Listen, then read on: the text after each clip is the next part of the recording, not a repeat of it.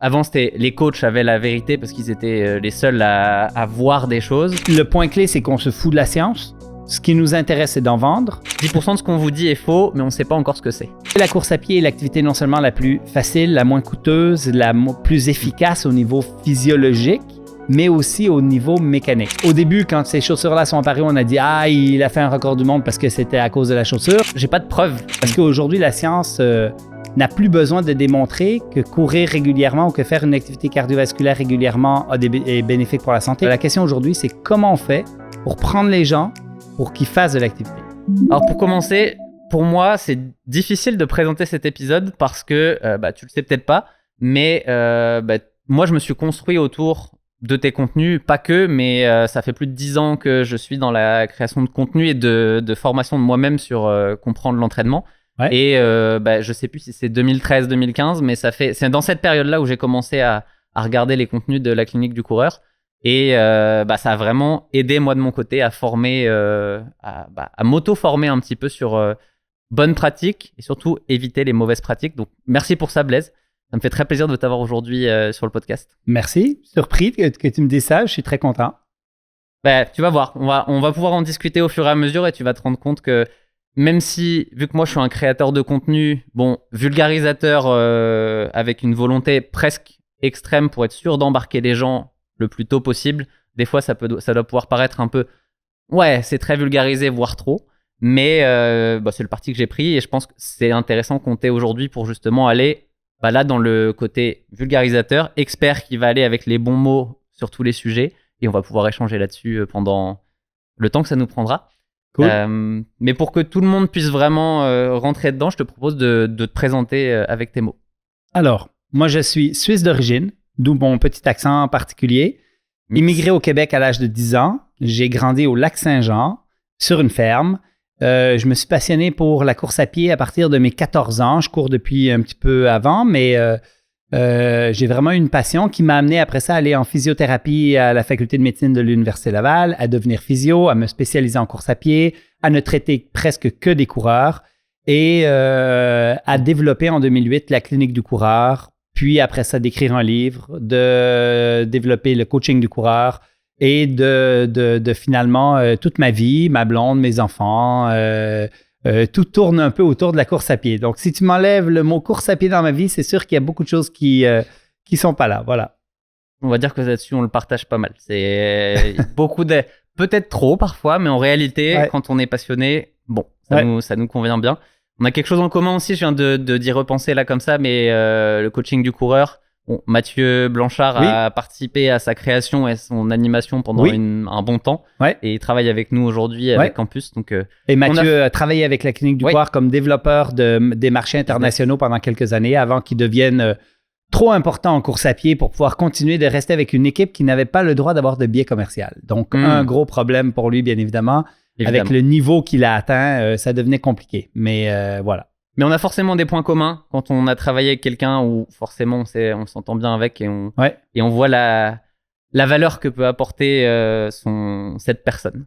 Je te propose aujourd'hui qu'on aille un peu démonter 2-3 mythes. Tu t'en doutais, ça c'est quelque chose où tu es très bon en plus.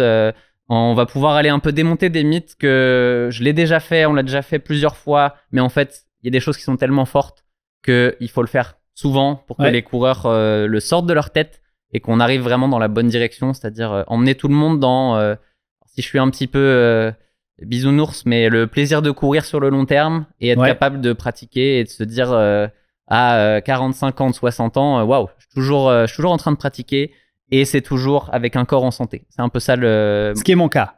Oui. Ouais, en plus, je prêche parce que je fais ce que je prêche. C'est mon but aussi, mais j'ai pas encore assez d'années pour... mais je veux le prouver, je vais être encore là dans 20 ans. C'est ça le truc. J'ai 20 ans de course à pied, mais seulement 37 au compteur, donc je peux pas encore commencer à dire pas trop. Les gens vont me dire c'est trop tôt pour que tu puisses dire que tu es dans la catégorie longévité. Ouais. Même si 20 ans de course, si on écoute certains, à 20 ans de course, on pourrait être déjà usé et cassé de partout, alors que il faut, pas du tout. On va revenir là-dessus. Avant ça, juste une question, parce que la science est très à la mode aujourd'hui dans la course à pied. Toi, tu le véhicules depuis longtemps, mais on entend beaucoup parler de science, peut-être un petit peu survolée parfois, et pour amener des conclusions qui sont paradoxales, partiel, on va plutôt dire. Je l'ai sûrement déjà fait aussi, parce que je passe pas mon nez dans les études toute la journée, même si j'aime bien regarder ça quand même. Est-ce que tu trouves que souvent, est-ce que les gens qui se basent sur la science sur les réseaux, il y a un peu de qu'est-ce qu'ils disent là, pas toujours exact En fait, la science est devenue l'argument d'autorité qui prédomine aujourd'hui sur l'expérience qu'on avait dans le temps. Dans le temps, tu disais, écoute, moi, je cours depuis 30 ans, je sais de quoi je parle. Aujourd'hui, on va plus t'écouter si tu dis, je sais ce que la science nous dit. C'est devenu l'argument d'autorité. Mais la problématique avec ça, c'est qu'il est utilisé à toutes les sauces. Donc, moi, chaque fois que j'entends, c'est prouvé que, il est démontré que, là, à chaque fois, je me dis, attends, mais de quel papier on parle? Quelle est la valeur scientifique de cette citation et quelle est la valeur des papiers qui supportent cette citation? Et ça, c'est une chose qu'on fait à la Clinique du coureur, justement, de non seulement faire une veille systématique de la littérature sur tout ce qui est indexé sous Running Runners dans Medline et dans les banques de données. Donc, on trie à peu près 2500 titres à tous les mois de papiers scientifiques pour être sûr de garder ce qui est pertinent pour toute la partie médicale, prévention et ainsi de suite. Et donc, on a une bonne idée de ce qui est démontré, de ce qui ne l'est pas. Et il y a de l'abus de langage extrêmement fréquent, surtout aujourd'hui avec les médias sociaux où on a des porte-voix qui sont très forts, qui sont très rapides et directement sur la population. Tu fais un TikTok ou un Reel et puis si tu as une bonne portée, tu es capable de diffuser une information exceptionnelle à une population exceptionnelle, mais peut-être avec des choses qui sont fausses. Et ça, aujourd'hui, c'est un réel danger. Ouais. Tu sais, moi, je rembobine là, il y a 15 ans, 20 ans, quand on faisait du transfert de connaissances entre la science et le coureur, en fin de compte, il y avait un gap énorme. Moi, je publiais un papier scientifique. Entre le fait que ce papier scientifique soit une certaine vérité puis qu'on dise qu'il faudrait l'appliquer chez les coureurs, après ça, il fallait faire du transfert de connaissances, qui était un défi. Aujourd'hui, le transfert de connaissances n'est pas un défi. Le défi aujourd'hui, c'est de trier la valeur de tout ce qu'on reçoit, tellement on reçoit d'informations. Je me souviens d'ailleurs, je ne sais pas pourquoi j'y repense là, mais une vidéo, le format qui m'avait marqué à l'époque, je ne sais pas si tu le fais toujours, c'était, tu avais une petite jauge de à quel point la science est fiable. C'était vert ou... Le bullshit détecteur ou le détecteur de science. Ouais, détecteur de science. Ouais. Et ça, c'était intéressant parce que du coup, on pouvait assez rapidement se dire, ça, c'est ce que dit la science. Ouais. Oui, mais... c'est plus ou moins avéré selon le nombre d'études qui a été faites dessus, la qualité des études. Et une seule étude sur 5 personnes ne va pas te prouver à vie que... Exact. Alors, ce qu'on fait maintenant dans les formations, c'est qu'on synthétise des sujets, exemple des sujets aussi banals que est-ce qu'il faut attaquer sur l'avant-pied ou sur le talon? Est-ce que les plaques de carbone, ça marche ou ça ne marche pas? L'ensemble de ces fameuses questions que tout le monde se pose. On revoit l'ensemble de la littérature sur le sujet, on intègre tout ça dans un détecteur de science qui se synthétise en une diapositive, très simple. Et ça, c'est pour les formations qu'on donne aux professionnels de la santé, mais qu'on peut vulgariser après ça pour le coureur de façon générale. Mais ton point est excellent, on regarde tout ce qui est écrit, on quantifie la qualité des papiers scientifiques, parce que ce n'est pas tous les papiers qui s'équivalent, et ce n'est pas parce qu'il y en a un qui dit oui, s'il y en a plusieurs qui disent non, que la réponse est oui ou non, pour regarder la qualité méthodologique des papiers. Et en dehors de la tendance de l'évidence, est-ce que c'est plus oui, plus non? On est dans les nuances de gris toujours. En fait, il n'y a jamais de oui clair, il n'y a jamais de tout noir ou de tout blanc. On est toujours dans les nuances de gris. Mais il y a du gris foncé et du gris pâle. Et ça implique que nous, comme scientifiques, on essaie de transmettre des informations aux coureurs, aux professionnels de la santé qui vont être, après les avoir digérées adéquatement, qui vont être applicables cliniquement. Donc, on se prononce sur... la qualité de la science, en fin de compte, pour dire on a des évidences et après ça, on a une tendance de l'évidence, en fin de compte, qui nous dit oui ou non. Puis après ça, nous, il y a notre analyse, notre filtre qui nous dit, en fonction de la qualité, voici ce qu'on va recommander de façon très pratique. Et on est extrêmement rigoureux là-dessus et c'est ça, je pense, qui a fait le nom de la Clinique du coureur. Aujourd'hui, il y a 8 PhD qui travaillent à la Clinique du coureur et qui font de la recherche, qui s'obstinent sur des concepts parce que la science non plus n'est pas toujours tout noir, tout blanc. La science aussi, elle a ses nuances de gris. C'est là où j'allais en venir, c'est est-ce qu'il y a science, il y a empirisme. Avant, c'était les coachs avaient la vérité parce qu'ils étaient les seuls à voir des choses. Ouais. Souvent, les coachs expérimentés, on parle vraiment de ceux qui ont une visibilité long terme ou les athlètes qui s'entraînent depuis très longtemps, ont des vérités mais qui ne sont pas encore prouvées ou qui marchent pour eux parce que des fois aussi, on est tous différents. C'est clair. C'est... Ça, à quel point, en fait, il faut utiliser un peu les deux pour avoir Alors, la vérité absolue, ça, on sait qu'elle existe peu, mais quand même la bonne tendance, j'ai envie de dire. Ouais. Alors, j'ai envie de dire toujours que la science n'est pas là pour nous dicter, mais pour nous guider. C'est-à-dire qu'on prend une science qui nous amène des éléments de réponse et qui doivent, dans une application pratique, après ça, faire du sens. Et quand je dis faire du sens, c'est que si on parle de physiologie et d'entraînement, je vais te donner l'exemple de l'affûtage. Comment tu t'affûtes pour te préparer à un marathon? Okay? On a une tonne de science sur le sujet. On a des spécialistes internationaux, comme par exemple Inigo Murica, qui a écrit une Bible, un livre sur le sujet, et on sait qu'on devrait faire telle chose, telle chose, telle chose. Réduire le volume 40 à 60% dans les 2 semaines qui précèdent, conserver l'intensité et la qualité. Mais après ça, il y a une réponse individuelle. Donc, cette science-là va te guider pour faire des choses sur lesquelles tu vas être obligé de faire des tests et de voir comment tu réponds. Et si un jour, il y a eu la mode de la qualité plutôt que du volume, puis là, maintenant, on est revenu à la mode du volume plutôt que la qualité, ben, il y a des patients, des clients qui répondent à un et d'autres qui répondent à l'autre. Et la vérité est souvent entre les deux. La nuance est toujours de rigueur. Et si on prend un spectre, on est quasiment toujours sur une courbe de Gauss. Et du coup, il y en a qui vont être à droite et qui vont être à gauche. Exactement. Et qui vont ne pas correspondre à peu près tout ce qu'on dit. T'as des gens, ils n'ont pas de chance. Eux, ils sont toujours à droite ou à gauche. Et quel que soit ce que tu dis, ça marche pas pour eux. Ouais. Mais ils sont très peu, par contre. Quand on dit que la science nous guide, c'est que si tu as une courbe normale et que tu as 80% des gens qu'on sait qui répondent normalement d'une manière X ou Y, ben, on peut commencer par ça avant d'aller dans les extrêmes. Mais après, ben, il faut personnaliser, bien évidemment, notre prescription. C'est là où c'est important pour les gens de comprendre que sur la moyenne, une grande partie des gens vont correspondre à ce qu'on peut dire si on respecte la science et l'empirisme. Mais il ne faut pas oublier de s'occuper de comment on fonctionne soi. Exact. Sur tel ou tel critère, on peut se dire c'est bizarre, ça ne marche pas pour moi. Bon, c'est possible. Et il faut s'écouter aussi parce que quand le corps a quand même des bons capteurs, des bons signaux sur plein de trucs. Ouais. Et si on ne s'écoute pas de toute manière et qu'on veut absolument respecter tout à la lettre, c'est là où à la fin on se trompe à vouloir être trop scolaire presque. Certainement. Et je pense qu'on a aussi, comme homme moderne, un peu perdu nos mécanismes réflexes et l'écoute de notre corps, l'écoute de nos signaux, l'écoute de nos besoins. On a surintellectualisé bon nombre de concepts. Un bon exemple, c'est l'hydratation dans les sports d'endurance. De boire avant d'avoir soif a causé plein de problèmes. Donc, tu sais, on a plein de petites choses comme ça qui, en fin de compte, ont été une surintellectualisation des scientifiques, des professionnels de la santé. Hein. On a une responsabilité à porter là-dessus. À dire des choses à des patients, des clients, en fin de compte, qui, au final, si c'était juste écouté puis qu'ils avaient écouté leur corps, ils auraient beaucoup moins de problèmes.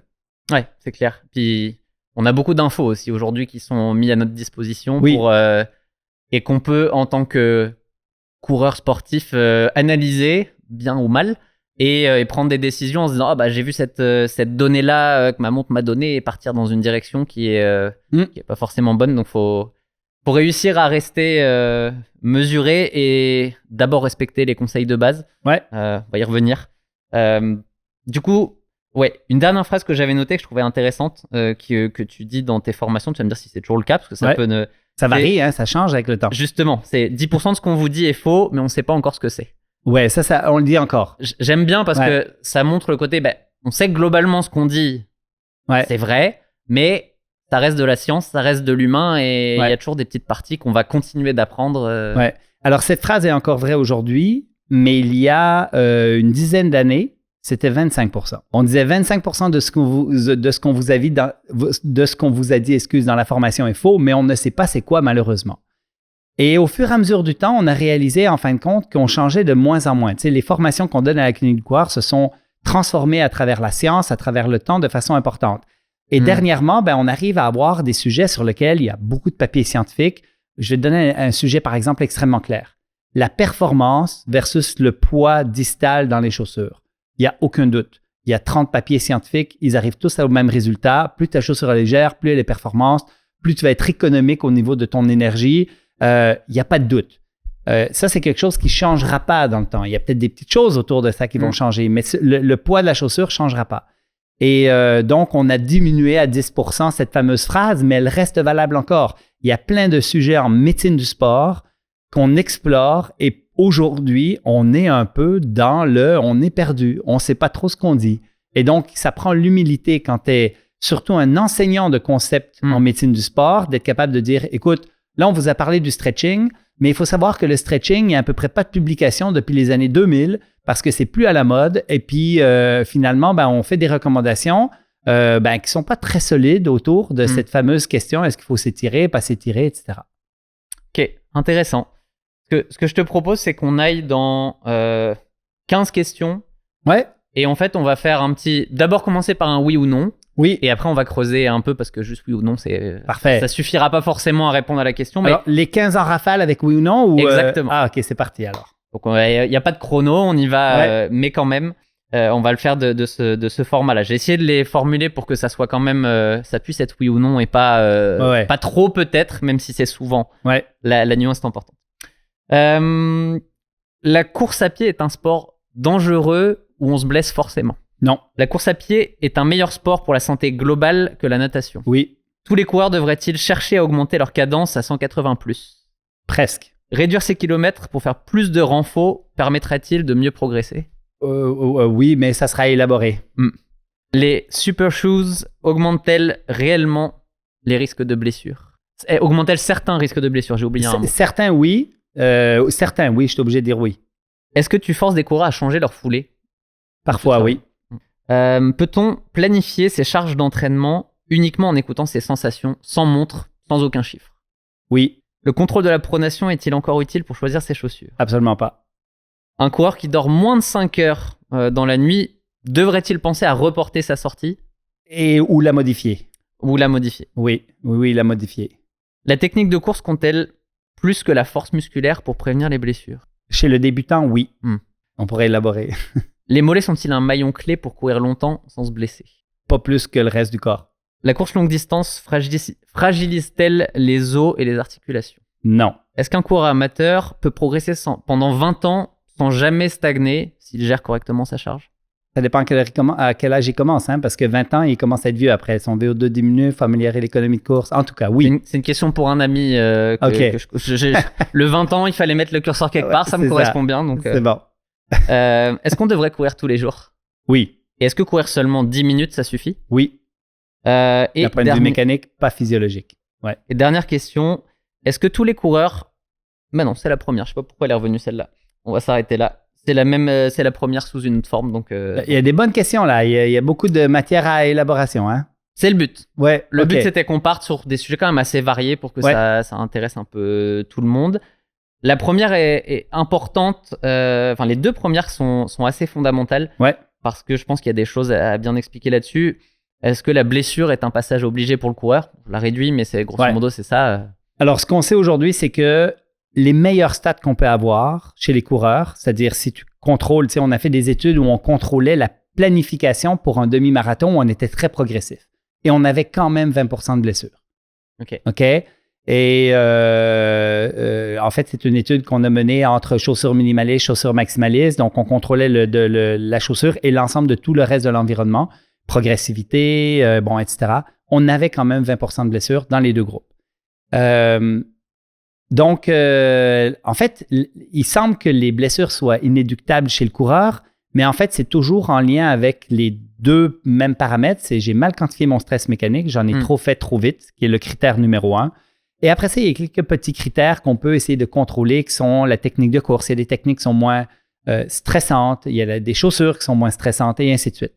Donc, on peut contrôler ces paramètres-là. Mais oui, effectivement, quand on regarde les statistiques de blessures chez le coureur récréatif, on est en moyenne à 50%. Il y a des cohortes jusqu'à 80%. Donc, quand tu as 80% de blessures chez des coureurs récréatifs, tu te dis, OK, il y a quelque chose qu'on ne fait pas bien. Et les raisons principales, c'est qu'on prend des gens de tendance sédentaire, fragilisés par le sédentarisme de multiples années de suite, qui tout d'un coup se mettent à faire une activité auquel ils ne sont pas adaptés. Et là, ils se blessent, en plus en ayant une mauvaise technique, une mauvaise chaussure et ainsi de suite. Ça me plaît ta réponse parce que nous, sur Campus, c'est un des trucs depuis jour 1, c'est un des objectifs, c'est d'emmener les gens à faire leurs courses sans se blesser. Ouais. Et on sait que ce chiffre de 50% qu'on a pris, on le réduit à peu près par 3. Donc en fait, on n'est pas loin de ce 20%. Ouais. Mais on est aussi vu par certains comme c'est trop progressif, j'en veux plus et du coup je vais voir ailleurs. Mais on n'a jamais démordu de ça. Mais à la fin, l'objectif pour nous, il est atteint, c'est principalement d'emmener les coureurs sur la ligne de départ et de prendre du plaisir dans leur course. Mais il faut accepter d'avoir l'humilité oui, c'est ça le rythme de ton entraînement et tu peux pas aller plus vite. Et ça, c'est dur à faire passer. Souvent, c'est mais je peux en faire plus. Et en fait, souvent les gens, beaucoup l'apprentissage, c'est une fois qu'ils sont blessés qu'ils intègrent le fait de ok, peut-être qu'en effet, je pouvais pas en faire autant que ce que je pensais. Ben, en fait, encore une fois, il y a une très grande variabilité interindividuelle. La particularité avec la course à pied, à l'opposé de plein d'autres sports d'endurance, c'est que avant de rentrer dans des états de fatigue et de surmenage fonctionnel, non fonctionnel, voire surentraînement parce que je m'entraîne vraiment trop, en course à pied, la très grande majorité se blesse toujours avant. OK? Si tu fais du vélo, si tu fais du ski de fond, si tu fais du triathlon, tu cumules des stress physiologiques importants. Tu peux tomber en surmenage et en fatigue importante avant même d'être blessé. Mais en course à pied, ton corps lâche presque toujours avant. Et là, bien évidemment, il y a des aspects génétiques et il y a une individualisation dans la quantité de charge qu'on peut prendre qui est vraiment propre à chacun. Certains moi, je me souviens que quand j'étais jeune, je me blessais très rapidement. Il y a des facteurs même psychologiques qu'on identifie comme étant causales aux pathologies, genre les types A qui sont très agressifs dans la vie, qui ont des objectifs. Le fait d'avoir un objectif de compétition, d'avoir un plan de match, d'avoir un objectif calculé dans le temps d'une compétition, c'est un facteur de risque pour les blessures. Donc, moi, j'avais le cerveau parfait pour me blesser ou j'avais un corps plus fragile que ce que ma tête voulait. Et finalement, toute mon adolescence, j'en faisais trop et j'avais tendance à me blesser. Et c'était un peu l'histoire qui m'a amené vers la physiothérapie. Ah, c'est intéressant. Et la création de la quantification du stress mécanique, l'outil qu'on sait aujourd'hui est l'outil numéro 1 pour prévenir les blessures. Oui, tout le monde en parle. De toute façon, c'est un consensus là-dessus. Mais c'est intéressant parce que moi, j'ai eu beaucoup plus de blessures aussi dans les 5-6 premières années au tout début qu'aujourd'hui où déjà, il y a les kilomètres qui t'ont immunisé à travers le temps. L'ensemble de ce que tu fais qui te renforce, mais peut-être aussi moins de chien fou je veux faire ça, je vais le faire. Parce que, entre vouloir et pouvoir sur un sport à choc, si tu veux, oui, mais ton corps, il te dira, moi, je peux pas, en fait. C'est ça qui est dur à apprendre. Exact. Et si tu as eu la chance de grandir comme les enfants au Kenya et de courir pour aller à l'école pieds nus toute ta jeunesse, ou de faire comme Kylian et de son plus jeune âge, en fin de compte, d'avoir cumulé des kilomètres qui t'immunisent et qui te solidifient, en fin de compte, pour ne pas être blessé plus tard, moi, j'ai grandi sur une ferme, j'étais très actif, mais la course à pied, c'était pas tous les jours, c'était pas tout le temps. Et même si à partir de 7 ans, j'ai commencé à courir un peu, quand je suis arrivé à l'adolescence, faire 80 km par semaine, c'était trop. Ouais, c'est assez similaire. Au final, est-ce qu'il y a des signaux, des sensations que les coureurs devraient avoir comme alerte pour se dire là, je pars dans la mauvaise direction, ou justement, en fait, tu dis pour un relativement débutant, malheureusement, les signaux, ils arrivent pas parce qu'en fait, tu es blessé avant d'avoir eu le moindre signal? Non, il y a quand même la possibilité, tu sais, avec David Gill, qui est un autochtone du Québec, qui fait des programmes pour les populations, en fin de compte, en région autochtone, des programmes pour courir un 5 km. Et il a fait des programmes qui sont extrêmement progressifs. Mais quand je dis extrêmement progressif, c'est plus progressif que tout ce qu'on peut imaginer. Okay. Et en fin de compte, la possibilité de ne pas se blesser en étant extrêmement progressif et en ayant un stimuli quotidien sur notre corps, il y a la possibilité de ne pas être blessé. Mais pourquoi on a 20% des gens qui se blessent? C'est parce qu'à un moment donné, on dit « Ouais, mais je peux faire un petit peu plus à un moment donné. » Donc, et notre individualité, en fin de compte, tu me parlais des symptômes. La première chose, c'est d'écouter son corps, c'est de finir son entraînement, de dire comment je vais. Et dans les 24 heures suivantes, comment je vais. J'ai peut-être pas eu mal pendant, mais le soir, mon tendon d'Achille me titille un peu. Puis le lendemain matin, je me réveille. J'ai une petite raideur matinale qui dure 5-6 pas. Mais ça veut dire que je suis sur la ligne rouge. Ça veut dire que je suis à la zone où là, si le lendemain, je renchéris, j'augmente encore, je vais encore faire de la qualité, de la vitesse, du dénivelé positif, mon tendon d'Achille n'aimera pas ça. Donc, c'est d'abord et avant tout de s'écouter. C'est dans ce genre de moment-là où potentiellement on se dit « Ok, plutôt que d'en faire plus, juste je reste sur un volume léger et je vais travailler mon tendon sur des exercices pour le renforcer. » Potentiellement, la seule chose, c'est que la course à pied est un exercice en soi. Donc, quand ça vient juste d'arriver, on préconise pas tant les exercices que de dire « Fais plutôt du vélo ou de la natation pour décharger ton tissu qui a été irrité. » Et après ça, si ça devient ton maillon faible, ben là, oui, il y a des exercices qu'on peut faire pour que ça ne soit plus ton maillon faible. Très bonne transition. Tu parlais de vélo, de natation. On arrive sur la deuxième question qui est touchy, en fait. Là, il faut l'expliquer, celle-là. Est-ce que la course à pied est un meilleur sport pour la santé globale que la natation? Ouais. Alors, j'ai répondu oui avec beaucoup de spontanéité. Parce que la course à pied est l'activité non seulement la plus facile, la moins coûteuse, la plus efficace au niveau physiologique, mais aussi au niveau mécanique. C'est-à-dire que quand on regarde la prévention des maladies de l'homme moderne, une des pathologies qu'on veut aussi prévenir, c'est les fractures ostéoporotiques de la personne âgée.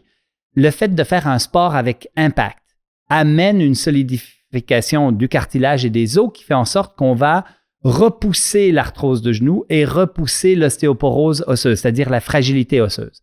Donc, à l'opposé, par exemple, du vélo, de la natation, qui n'ont pas ces impacts-là, qui ont plein d'avantages physiologiques qui sont très intéressants, mais qui ne feront pas de vous des squelettes solides que quand vous allez arriver à 70 ans, vous allez avoir une hanche qui ne fracturera pas.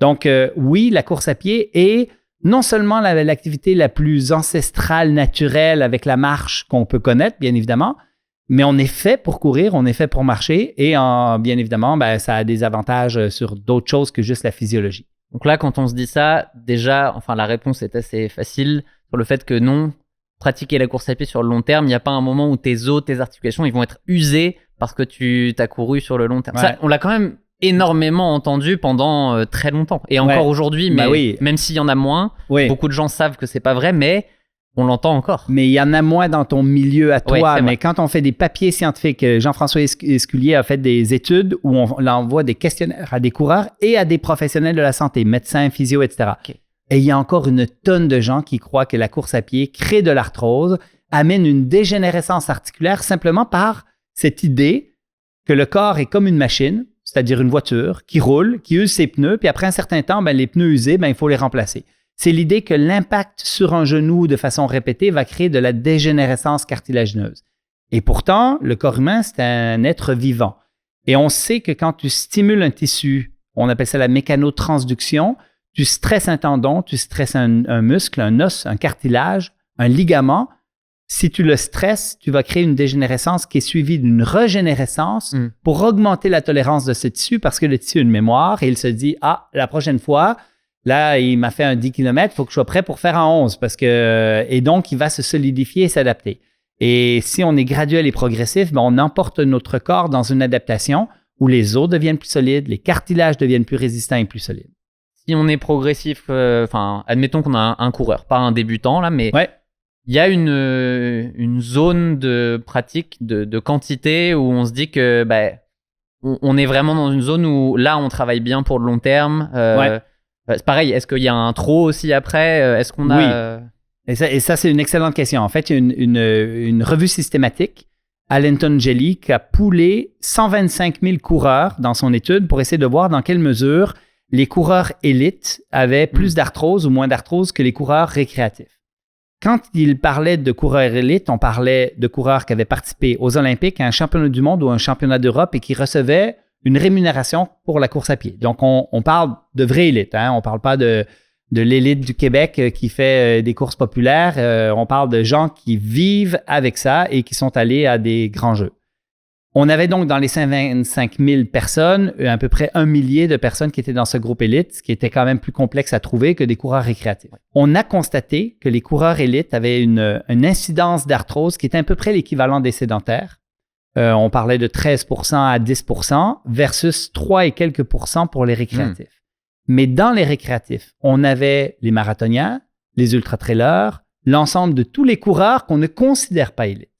Et donc, la question, c'est est-ce que les élites ont un petit peu plus d'arthrose que les coureurs récréatifs au sens très large parce qu'ils courent beaucoup ou parce qu'il y a d'autres facteurs confondants qui les amènent à avoir plus d'arthrose? Et là, notre hypothèse clinique, comme théoricien de personnes qui suivons des athlètes, etc., c'est de dire, OK, mais les athlètes élites, c'est quoi qui les différencie aussi?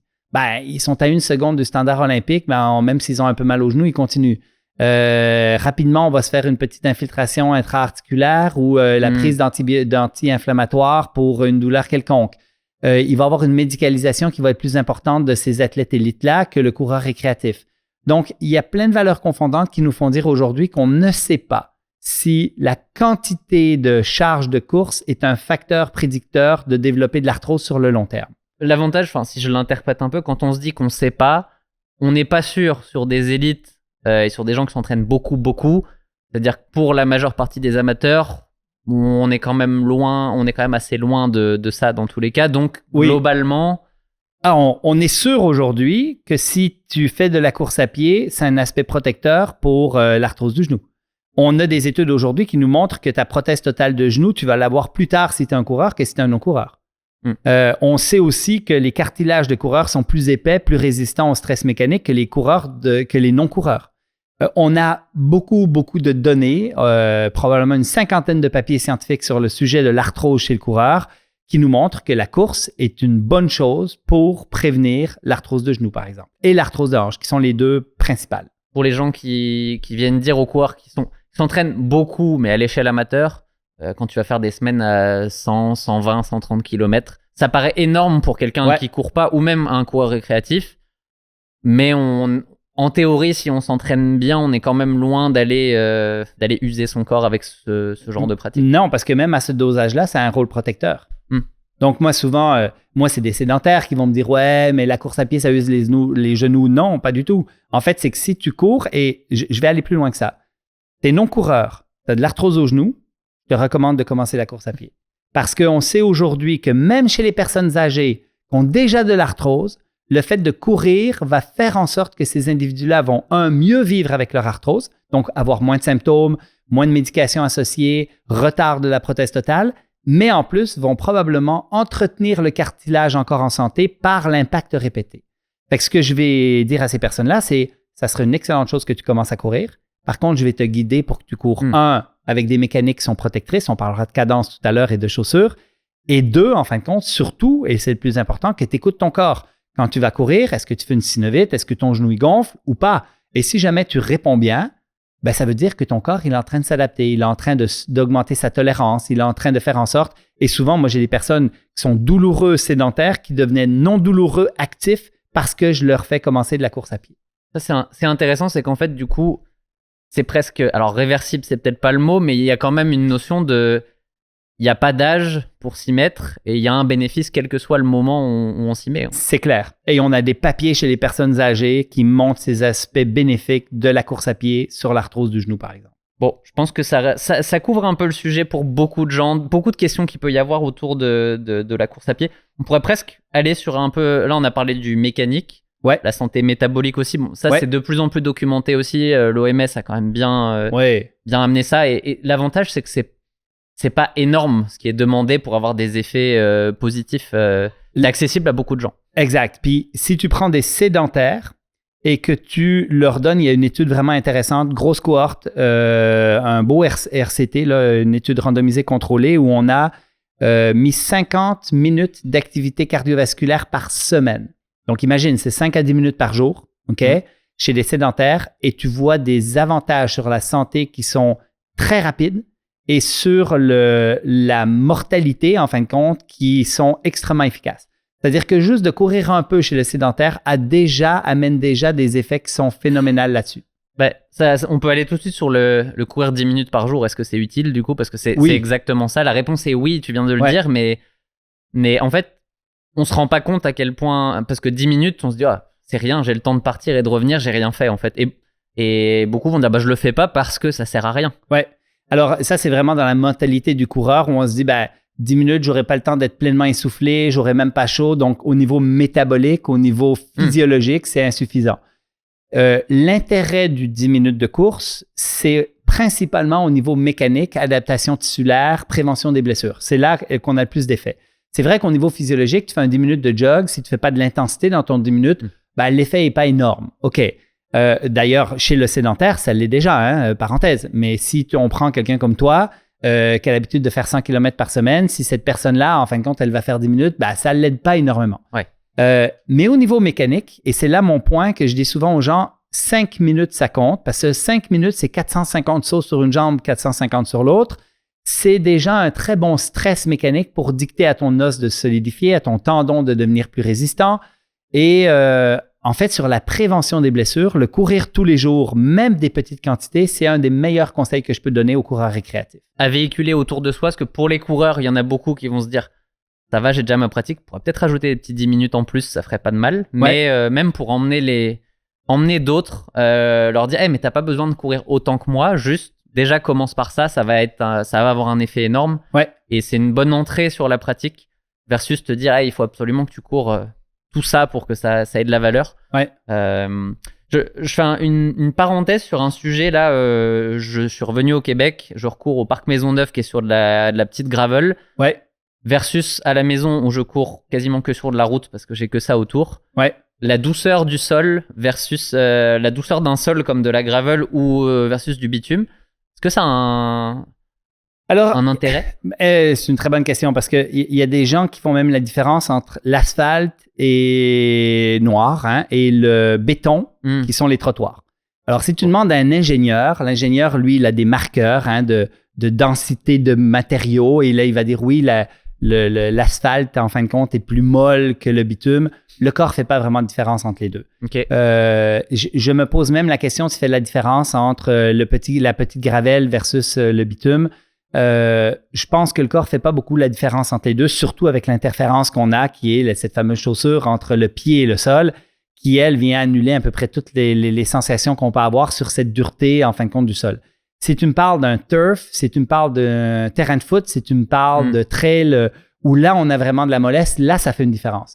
Mais sur des surfaces relativement fermes, de différentes densités pour l'ingénieur, pour le physiothérapeute, ça ne fait pas vraiment de différence. Possible que ça soit un effet placebo juste de ton cerveau qui dit juste tu sais que le terrain n'est pas aussi dur. Peut-être aussi. Et donc, Mais là, tu soulèves un autre point qui est intéressant sur les surfaces. Parce qu'aujourd'hui, toutes les études épidémiologiques ne nous disent pas que la surface dure est plus à risque de blesser que la surface molle ou inversement.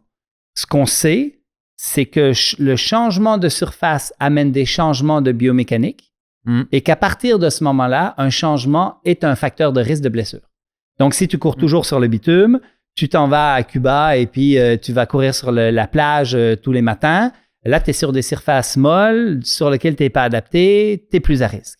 À l'opposé, quelqu'un qui court toujours en trail, et là, tout d'un coup, l'hiver québécois arrive et on est obligé d'aller sur le bitume. Et là, tu n'es pas habitué à courir sur le bitume. Là, tu vas le sentir dans tes mollets, dans tes tendons d'Achille parce que tes comportements de modération d'impact vont être plus sollicités. Ton corps va être obligé d'amortir par lui-même un peu plus sur la surface dure que sur la surface molle et ça va faire en sorte que tu as des muscles qui travaillaient peut-être pas beaucoup avant qui vont travailler plus après. Donc, le changement de surface est problématique, mais quand on regarde les études épidémiologiques, au moment où tu es adapté à quelque chose, la surface n'est pas un facteur de risque. Du coup, intéressant au Québec, parce qu'il y a 2 transitions dans l'année. Je sais que moi, celle qui était la plus dure, c'était de se mettre à courir sur la neige, parce que d'un coup, pas du tout la même traction. Et là, en fait, tout ce qui est stabilisateur à l'intérieur, très facile de se blesser à ce moment-là.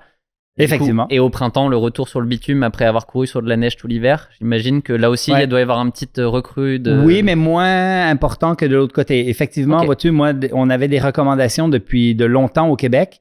Et je te dirais qu'aujourd'hui, on a moins de neige aussi, mais puis que si tu cours à Montréal, tu es sur le bitume pas mal partout toute l'année. Mais effectivement, si tu es en campagne, tu es sur la neige versus pas la neige, les premières neiges qui t'amènent aussi un petit glissement, un petit toe-off, une petite instabilité. Moi, ma recommandation, c'est que la première semaine de neige, tu coupes de 50% ton volume, tu remontes à 75% la deuxième, puis tu ajustes à plein if pour ça. Parce que l'environnement va t'amener des changements biomécaniques auxquels tu n'es pas adapté. Vraiment prendre en compte tout ça parce que ça...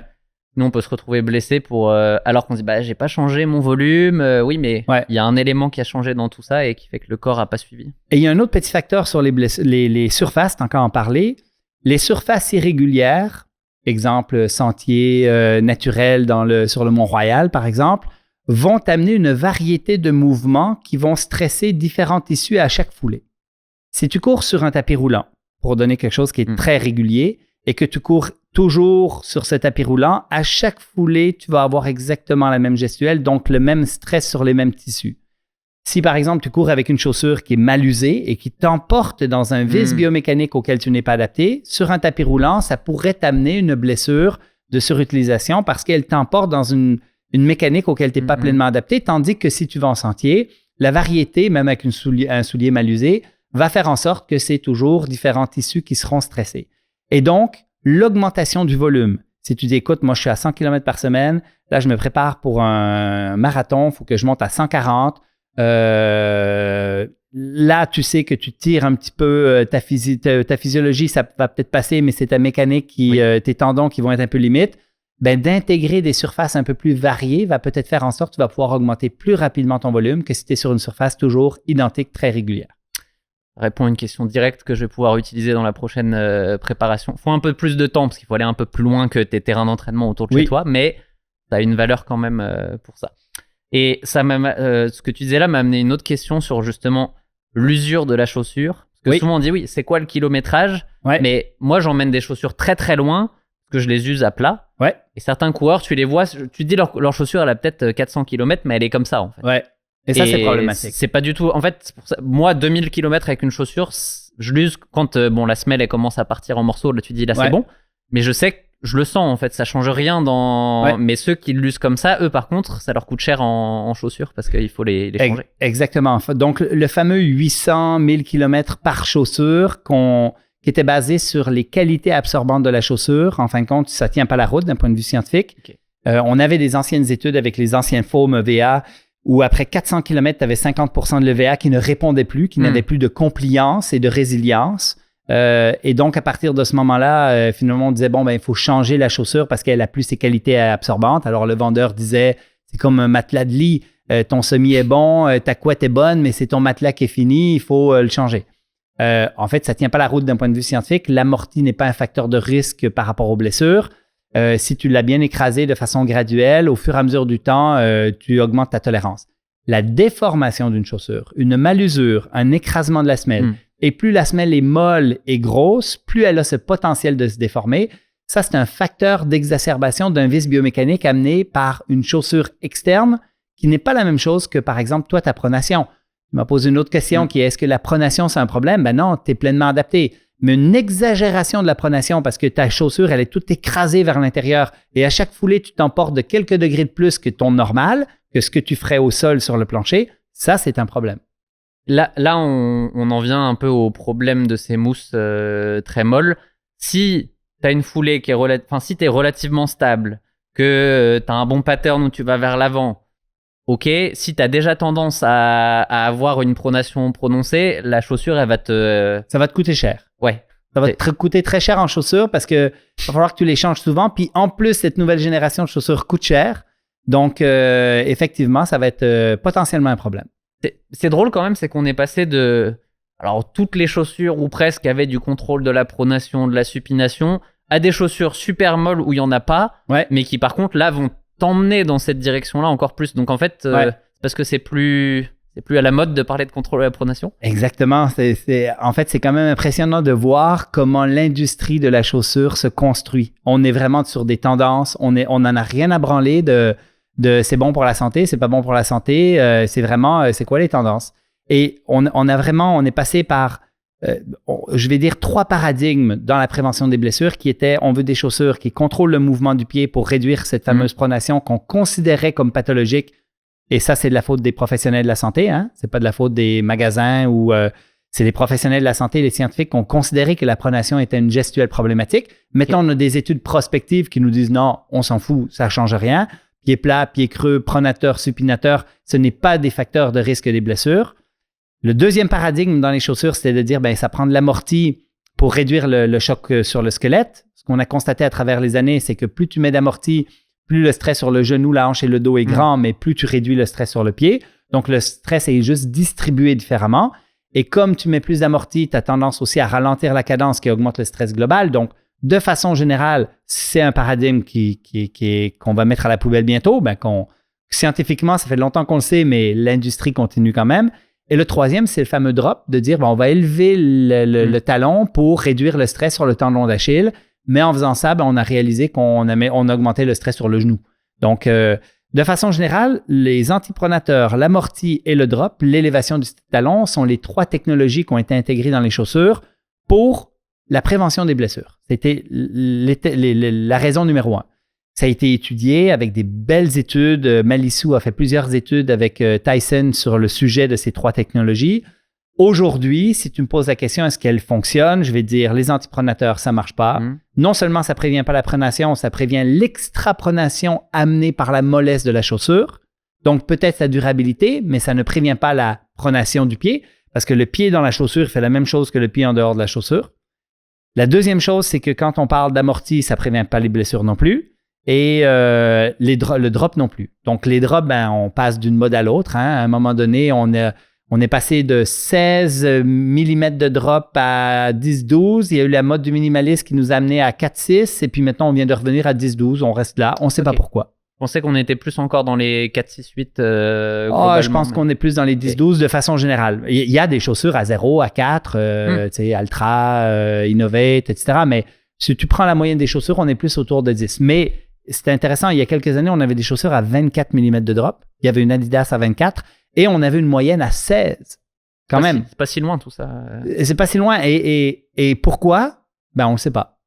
En fait, il y a comme ça des paradigmes qui se développent tout d'un coup en disant on pense que peut-être, on n'a pas d'études, mais on essaye et puis on met ça et puis voilà. Et quand la mode du minimaliste est arrivée et qu'on a eu des chaussures qui ont diminué les drops à 6, 4, voire 0 pour beaucoup de gammes, ça a été fait par l'industrie simplement parce que c'était la mode. Et aujourd'hui, la mode, elle est au stack épais. Donc, les drops sont pas si mal, mais c'est l'épaisseur. On veut de l'amorti. On fait les chaussures les plus épaisses possibles. La WADA, la World Athletic a statué sur un 40 mm sur route maximum, mais on peut trouver en compétition. Donc, maintenant, on peut encore trouver des chaussures de 50 mm de stack. C'est impressionnant. Moi, quand je vois ça, je me dis, mais je suis craintif pour l'entorse de cheville. Il y a clairement un facteur de risque supplémentaire pour ça. Ouais, c'est assez fou à suivre quand tu cours depuis 20 ans l'évolution des chaussures. J'ai pas réellement d'avis parce que je suis pas assez. Ça fait longtemps que je m'intéresse plus aux chaussures parce que c'est pas ma priorité. Mais globalement, quand je t'entends, pour toi, on va pas spécialement dans un sens positif. On alterne juste entre des. En fait, le point clé, c'est qu'on se fout de la science. Ce qui nous intéresse, c'est d'en vendre. Et pour vendre des chaussures, il faut être innovant sur les tendances. Et inventer des trucs qui plaisent et qui plaisent à l'esprit des coureurs. Et c'est bingo. Au moment où tout le monde pense que de l'amorti va prévenir les blessures, on met de l'amorti et puis même si c'est une fausseté, on vend. Et en fait, aujourd'hui, tu fais un sondage chez 10 000 coureurs ailleurs que dans les régions de Québec où on a un petit microcosme où les gens sont peut-être plus éduqués par la clinique du coureur, mais de façon générale, tu as 90% des gens qui sont convaincus que l'amorti prévient les blessures. Ça fait partie des connaissances, je dirais pas des connaissances, des croyances populaires. C'est vraiment intéressant parce que si on va après sur le sujet où j'ai volontairement appelé les super shoes, j'ai pas appelé les chaussures à plaque carbone parce que je connais ton avis et en réalité c'est la mousse qui nous intéresse, ce qui est globalement de plus en plus la même que celle dont on parle dans les chaussures à super haute. Au début, elle était réservée aux chaussures élite et maintenant on la retrouve un peu partout. En perception, dans ces chaussures-là, tu as un sentiment de meilleure performance. Quoi? Toi, ce que je dis, c'est une perception. Mais j'ai pas de preuves. Quand tu regardes les athlètes élites, ils vont plus vite, mais pas non plus d'une manière significative. En fait, moi, à titre personnel, et là, c'est vraiment un avis sur ma personne et comment je ressens les choses, je trouve que ce genre de chaussures m'aide à avoir une meilleure foulée, à mieux basculer vers l'avant et donc à être plus performant. Est-ce que c'est la mousse et la plaque carbone qui m'amènent ça? Ça, c'est plus... Et c'est une perception. Encore c'est ça qui est dur avec la chaussure. Est-ce que tu as déjà fait des tests avec Embout pour savoir si tu étais un responder de ces chaussures-là? Non. Est-ce que tu as déjà fait des tests personnels sur piste? Je porte une chaussure, je porte l'autre, je porte une chaussure, je porte l'autre pour essayer de voir perception, fréquence cardiaque et chrono. Est-ce que c'est mieux ou pas? Oui, je l'ai fait, mais pas... Il faudrait que je le réplique de manière un peu plus... rigoureuse. Rigoureuse pour que ça soit... Et moi, donc, ma question, est-ce que tu as l'impression que tu es un de ceux qui sont responders? Est-ce que toi, tu as l'impression de répondre? Oui, sur la performance, admettons, de chrono. Pas juste tes perceptions, mais tu as l'impression quand même que tu vas plus vite. J'ai une impression d'aller plus vite, mais principalement pour la fin de course, pour des marathons, où quand ton endurance musculaire est un facteur prépondérant pour toi, là, ce genre de chaussures aide à continuer de courir à une allure quand musculairement, ça commence à être compliqué. Alors, ça, tu n'es pas le seul qui a cette perception-là. Beaucoup de coureurs mentionnent cette partie-là sur sur le marathon. Donc là, on ne parle plus d'économie de course, on ne parle plus d'efficacité biomécanique, mais on parle de préservation de sa fatigue, de l'atteinte musculaire pour continuer d'aller vite en fin de marathon. Donc, ma question pour toi, c'est savoir si tu es un responder ou pas, vu que tu n'as pas fait de test avec Embout. C'est plus sur un 10 km, sur un 5 km, est-ce que ces chaussures-là t'amènent à mieux performer qu'une autre chaussure de même poids? Ce qui est intéressant, c'est que ça fait, je crois qu'on en parlait déjà avec Antoine il y a 3 ans, de faire, tu prends 2 5 kilos ou 2 10 kilos à une semaine d'intervalle, tu le fais avec 2 chaussures différentes. Ça sera jamais parfait parce qu'on peut pas reproduire. Exact. Mais quand même, ça donnerait quelque chose. Et juste, je l'ai jamais encore mis en place parce que ça n'a pas été une priorité. Mais j'aimerais bien pouvoir faire ça au moins pour donner un avis qui soit plus... Ça sera toujours une perception dans tous les cas. C'est pas une étude sur une personne, mais pour aller plus loin là-dessus avec une chaussure plus standard, plus fine, parce qu'une chose plus légère qui va amener du coup de la performance par la légèreté. Il y a aussi le fait là-dedans d'avoir un pied, d'avoir du pied et de renvoyer de l'énergie. Si tu as une chaussure qui est... est-ce que le carbone, pour des coureurs qui ont un pied mou, entre guillemets, je ne sais pas le mot, mais peut aider à compenser justement ce côté non travaillé naturellement? Je crois pas. Là, dans ma tête, là, j'ai une liste de choses qu'il faut que je te donne. Vas-y, je te laisse la parole parce que ce sujet est... c'est vraiment intéressant. Alors, tu me relanceras parce qu'il y a beaucoup trop de choses qui étaient intéressantes dans tout ce que tu as dit qu'il faut que je rebondisse. La première, tu as parlé de perception. Okay? On a fait une étude avec Kim Eberlosier, qui est une chercheuse de la clinique du coureur en Nouvelle-Zélande. Et en fait, c'est d'essayer de quantifier c'est quoi l'effet placebo de ces fameuses chaussures. Parce que tout le monde, moi, tous les coureurs que je vois sont convaincus que ces chaussures-là améliorent les performances. Quand on fait des études sur la variabilité interindividuelle, c'est-à-dire qu'il y en a qui sont responders, ils améliorent vraiment leur économie de course, tu leur mets ces chaussures-là, ils sont sur un tapis, tout est contrôlé, tu leur mets une autre chaussure différente et tu as des variations de l'économie de course qui sont très importantes d'un individu à l'autre. On parle avec les nouvelles chaussures, comment tu les appelais, les super shoes, là? Ouais, c'est le mot qu'on a trouvé. Ils ne sont pas si super, mais on a une variabilité interindividuelle de plus 11 d'économie de course à moins 11. Quand on regarde la majorité des gens, on est entre, on va dire, moins 2 plus 3. Et quand on regarde l'effet réel terrain, on est un peu moins que 1%. Okay? On est loin du 4% décrit par l'étude de Huckhammer et Cram qui avaient fait de la première publication avec le Vaporfly 4%, chez des athlètes en plus, des très bons athlètes qui faisaient en dessous de 31 minutes sur 10. Et pour trouver le 4%, en prédisant, si c'est le cas, on va briser le 2 heures sur marathon très, très prochainement, c'est-à-dire dans les 3 années qui suivent. Ce qu'on n'a pas vu encore, avec une amélioration assez linéaire quand même des performances. Mais bref, je reviens avec l'étude de Kim Eberlosier. Et ce qu'on a fait, en fin de compte, c'est que le même groupe a reçu une chaussure, puis une autre pour faire des tests sur 2 types de chaussures. En fait, les chaussures, c'était exactement les mêmes. Et ils étaient peinturés en noir. Mais il y en a une qu'on a donnée aux individus en leur disant, il y a une plaque de carbone, elle vaut 300 et quelques dollars. C'est la nouvelle génération, il y a une innovation particulière de Nike sur le sujet, etc. Et l'autre, c'est de dire, c'est une imitation, c'est une générale, c'est etc., etc. Et l'ensemble de ça, vérifier les facteurs physiologiques et des échelles subjectives de comment, en fin de compte, tu t'améliores. Est-ce que tu as la perception que tu es plus dynamique au sol? Est-ce que tu as la perception que tu vas plus vite? Et ainsi de suite. Et c'est très intéressant de voir que quand on parle de physiologie, il n'y a aucune différence entre les 2 chaussures, mais les perceptions individuelles de la personne, ils avaient vraiment l'impression d'aller plus vite. Et là, quand toi, tu me dis, j'ai une perception que je suis plus efficace avec cette chaussure-là, moi, je suis toujours obligé, comme scientifique, de me dire, OK, ça se peut, c'est peut-être réel, et il y a peut-être aussi une influence de l'effet placebo. Les perceptions que la personne a sont modulées par une panoplie d'autres choses qui sont non physiologiques, dont il y a des revues sur le fameux confort dans la chaussure. Donc, le fait de se sentir confortable dans la chaussure, c'est un aspect qui pourrait améliorer la performance et c'est un aspect qui donne cet aspect de confort-là qui pourrait même améliorer l'économie de course en plus. Donc là, on a un réel effet physiologique qui pourrait venir avec le confort. Le confort, par contre, n'étant pas relié à l'épaisseur et à l'amorti de la semelle, mais plus le confort global, des perceptions qui sont beaucoup mélangées à nos habitudes.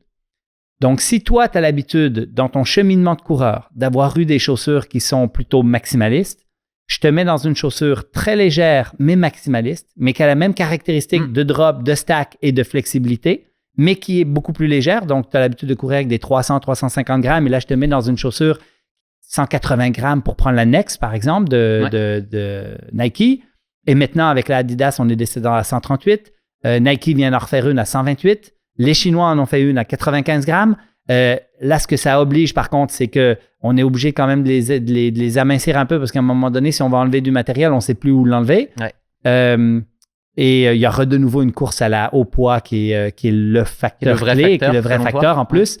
Mais bref, les habitudes que tu as dans ta vie de tous les jours font en sorte que tu vas beaucoup plus apprécier une chaussure X ou Y. Moi, je cours avec des Innovate qui sont plutôt assez minimalistes. 70% d'indices minimalistes. Quand j'ai acheté les Vaporfly, parce que quand ils sont sortis, je les ai tout de suite achetés pour les tester. Quand je les ai mis dans mes pieds, j'étais très, on va dire, inconfortable. Je n'aimais pas les sensations, mais parce que ça m'appartenait. C'est parce que, en fait, mes chaussures avec lesquelles je cours tous mes kilomètres sont plutôt des chaussures flat. On a parlé, il y a plein d'autres choses à dire encore. Hein, on peut. Moi, j'ai un truc qui me vient, en fait, je vais pas donner la marque parce qu'en fait, on s'en fout. Ouais. C'est t'as deux chaussures carbone différentes, quasiment la même, mais une philosophie différente qui est censée aller à un coureur plutôt terrien qui va augmenter d'un côté plus qui va accélérer par la cadence et d'autre par l'amplitude. Ouais. Et du coup, deux chaussures qui vont correspondre à deux coureurs. Est-ce que là, on va pas tendre à un moment vers si tu mets la bonne chaussure au bon coureur, cette stat de plus 11, on sera peut-être pas à plus 11%, mais on tendra vers un plus 10% pour... Oui. Alors, toi, Adidas a fait une étude avec pas des plaques de carbone, mais des tiges de carbone quand ils ont sorti leur nouvelle chaussure avec laquelle TG a fait le record du monde sur marathon. Ils ont testé 3 profils de chaussures avec différents athlètes pour voir auxquels chacun répondait. Il y a une autre étude qui a été faite qui était très intéressante. C'est 7 chaussures à plaques de carbone et on les teste chez les individus, mais pas à l'aveugle. Donc, les gens voient qu'ils ont enfilé la ASIC, ils ont enfilé la Nike, ils ont enfilé etc. Et en fait, les différentes marques ont été testées avec des individus et ils ont fait un ranking, c'est-à-dire, les gens s'améliorent mieux avec telle chaussure. Donc, déjà, il y a une variabilité interindividuelle, mais certaines chaussures gagnaient quand même davantage. C'est-à-dire qu'ils étaient souvent plus économiques. Ils avaient souvent plus la perception d'être meilleurs et en fait, c'était les plus connus. Donc, on peut se poser encore une fois la question, les plus connus et les plus chers. Donc, on peut se poser la question si... Quand ils ont sorti, Nike a sorti après la Vaporfly et la Next, ils ont sorti la Alphafly. Quand ils ont sorti la Alphafly, c'est dans cette étude-là. Elle est sortie gagnante.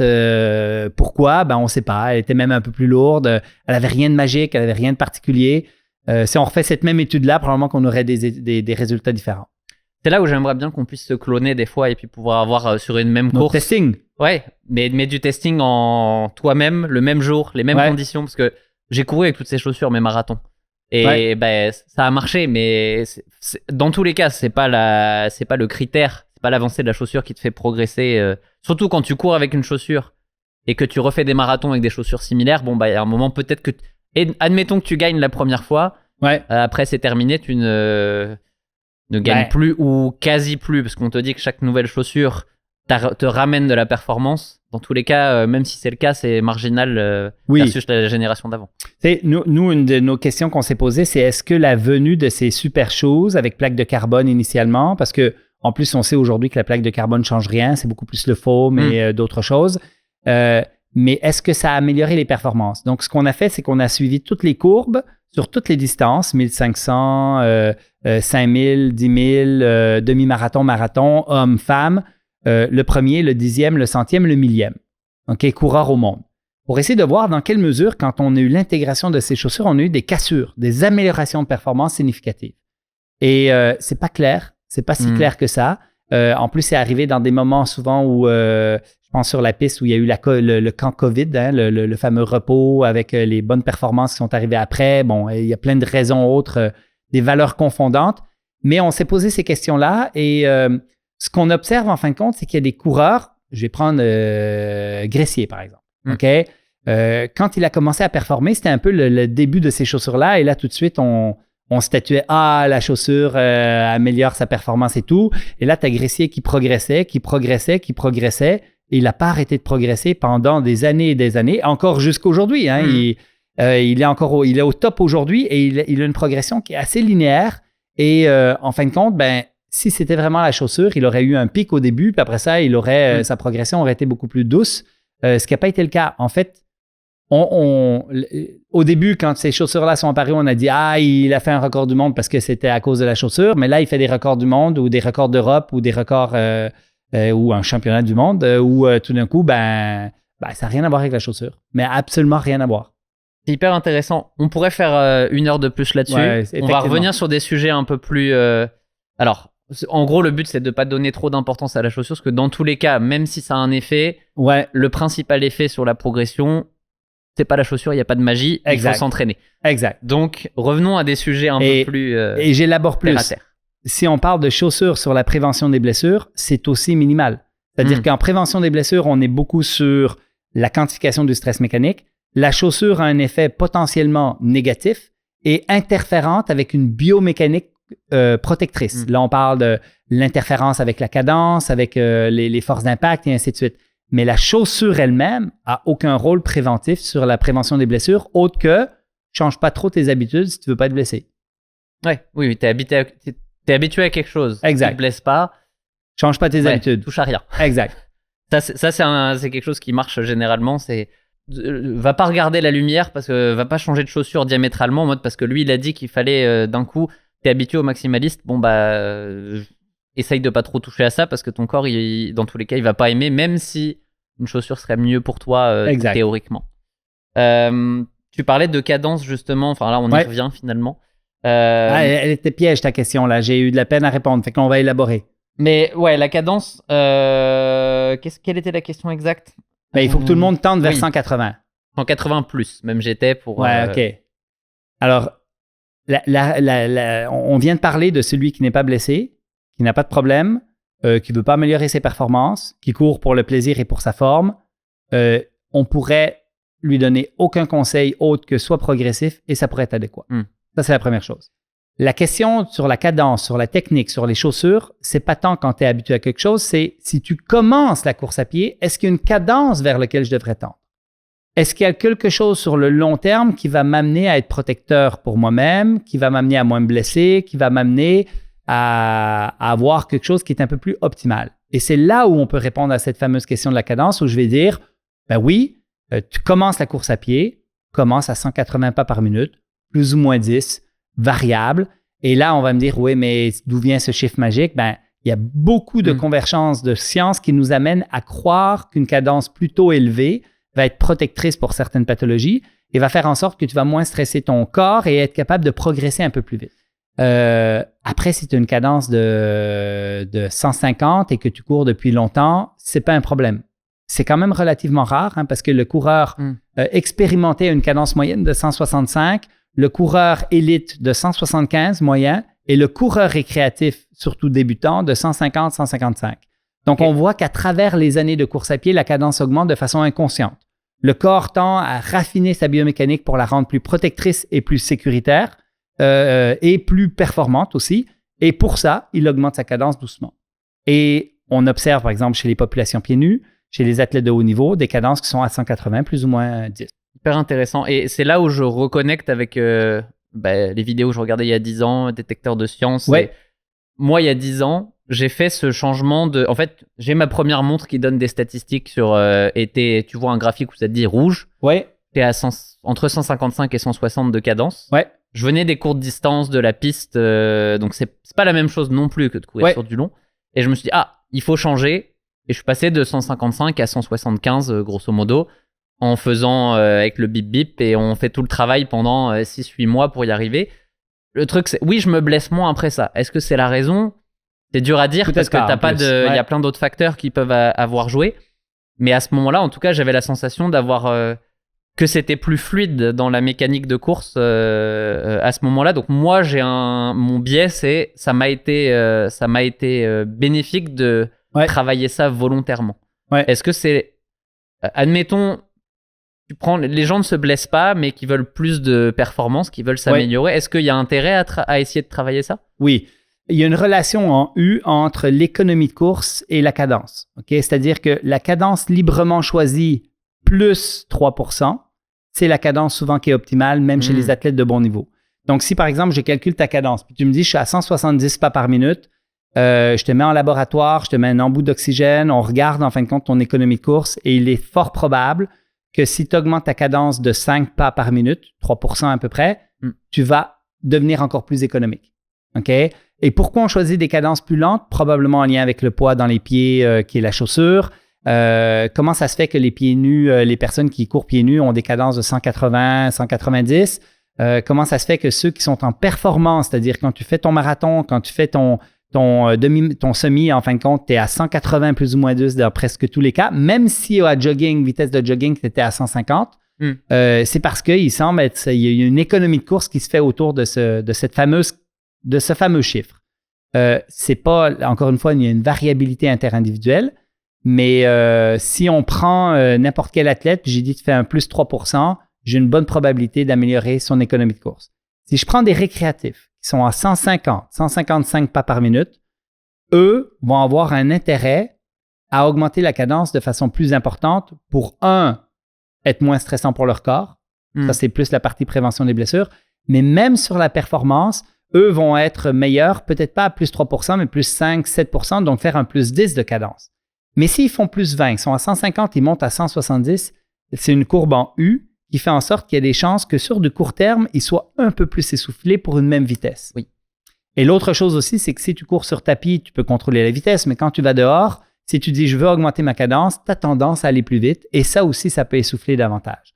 Donc, il y a 2-3 petits paramètres qu'il faut faire, mais cette fameuse relation en U, elle se déplace vers la droite. C'est-à-dire au moment où tu t'entraînes pendant un certain temps avec des cadences plus élevées, en fin de compte, ça fait en sorte que la courbe en U se déplace et tu deviens plus économique après ça à 170, même si tu l'étais plus initialement à 160, parce que ta cadence moyenne était à 150.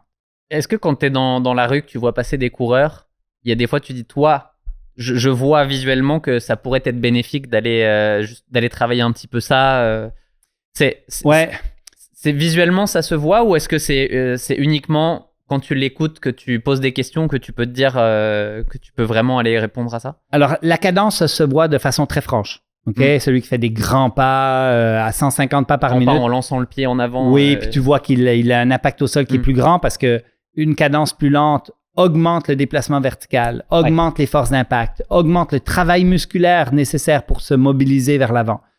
C'est un peu comme le vélo. Tu fais du gros moulinage versus tu moulines à 90-100 RPM. C'est la même chose. La seule chose, c'est que les études montrent que quand un coach va analyser la technique de course de quelqu'un, il est incapable de le positionner comme étant économique ou pas économique. On n'est pas bon avec notre œil pour valider qui est économique ou pas. Et moi, quand je regarde ces études-là, je me dis, OK, peut-être pour une population qui se ressemble un peu tous, mais si tu me mets un récréatif qui fait 150 pas par minute et que l'autre fait du 170, je sais qu'il est moins efficace. Et c'est assez clair, en fin de compte. Voilà. Donc, oui, on peut quand même visuellement dire, moi, je regarde les gens passer puis me dire, je vois que ça fait pas très longtemps qu'ils courent. Parce que s'ils couraient depuis un petit moment, ils moulineraient certainement un peu plus. Est-ce qu'il va se blesser comme 50 à 80% des gens dans la prochaine année? Probablement, avec une cadence de 150, ses grosses chaussures, sa grosse attaque talon, loin en avant de son centre de gravité. C'est pas optimal. Et oui, j'ai tendance à me dire, il y aurait peut-être quelque chose de mieux à faire. Ouais, il y a beaucoup de facteurs qui, en fait, quand tu les additionnes, ont des chances mais c'est jamais jamais du 100%. Quoi. Exactement. Okay. Donc, on revient à ce qu'on disait au début, il y a des évidences, mais chaque personne est différente. Et tu peux avoir une personne où tu regardes courir et tu dis, waouh, il n'y a rien qui va. La personne peut courir 10 ans sans jamais se blesser. Exactement. Et puis, dans son contexte, ça marche. Exact. C'est drôle. Ouais. Enfin, c'est drôle. C'est le corps humain, en fait. C'est ça qui est intéressant aussi. C'est qu'on n'est pas des robots et chaque personne est différente. Et souvent, celui qui va se prévenir des blessures, c'est qu'il a une très bonne génétique. Il a commencé doucement. Il ne s'est pas fixé des objectifs trop ambitieux, c'est-à-dire qu'il s'est dit, je commence à courir tranquille. Et puis, l'ensemble de sa génétique fait en sorte qu'il va s'adapter tranquillement à cette biomécanique à cadence lente, avec attaque talon, avec tous les trucs que moi, j'aime pas tellement, mais que finalement, il va passer à travers parce qu'il aura été progressif. Parce que l'élément numéro 1, dans la prévention et des blessures, c'est quoi? C'est la bonne quantification du stress. C'est le dosage en fonction de la réponse de notre corps. Il répond bien, on continue. Il me donne des signaux de « hop, mon tendon me fait un peu mal, mon genou me fait un peu mal, je dose ». Si je prends, alors là, on part clairement dans mon cas personnel sur celle-là, mais c'est intéressant. J'ai des signaux, en fait, quand tu te connais, tu as l'expérience, tu sais là où tu as déjà eu des petites douleurs et que tu sais les gérer, est-ce que c'est OK d'avoir un petit 2 sur 10 qui traîne souvent? Ou, enfin, en tout cas, à froid, le matin quand tu te lèves, mais que tu sais que tu le gères et que en fait, bon, dès que tu as fait tes premiers 300 mètres de course, c'est bon. C'est parti et ça t'embête pas. Alors, quelqu'un qui a de l'expérience, comme toi, qui a l'habitude de cumuler du volume, qui se réveille le matin un peu raide et que quand il commence, ça y prend un petit peu de temps pour s'échauffer, j'ai aucun problème avec ça.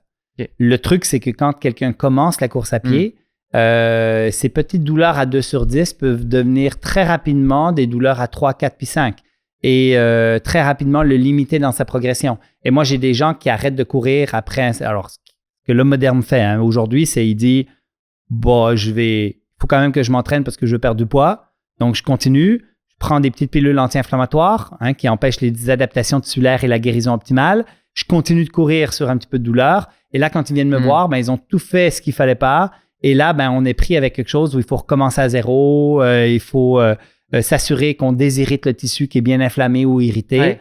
À l'opposé de quelqu'un comme toi qui connaît son corps, qui est capable de savoir si une douleur est acceptable ou pas acceptable. Dans quelle mesure cette douleur-là est aussi une douleur ou une irritabilité, parce qu'il faut faire la différence entre les deux. Irritable, ça veut dire que le lendemain, j'ai plus mal, que le soir, j'ai plus mal, versus j'ai de la douleur pendant, mais après, je vais bien. Et demain, je peux recommencer et c'est pas un problème.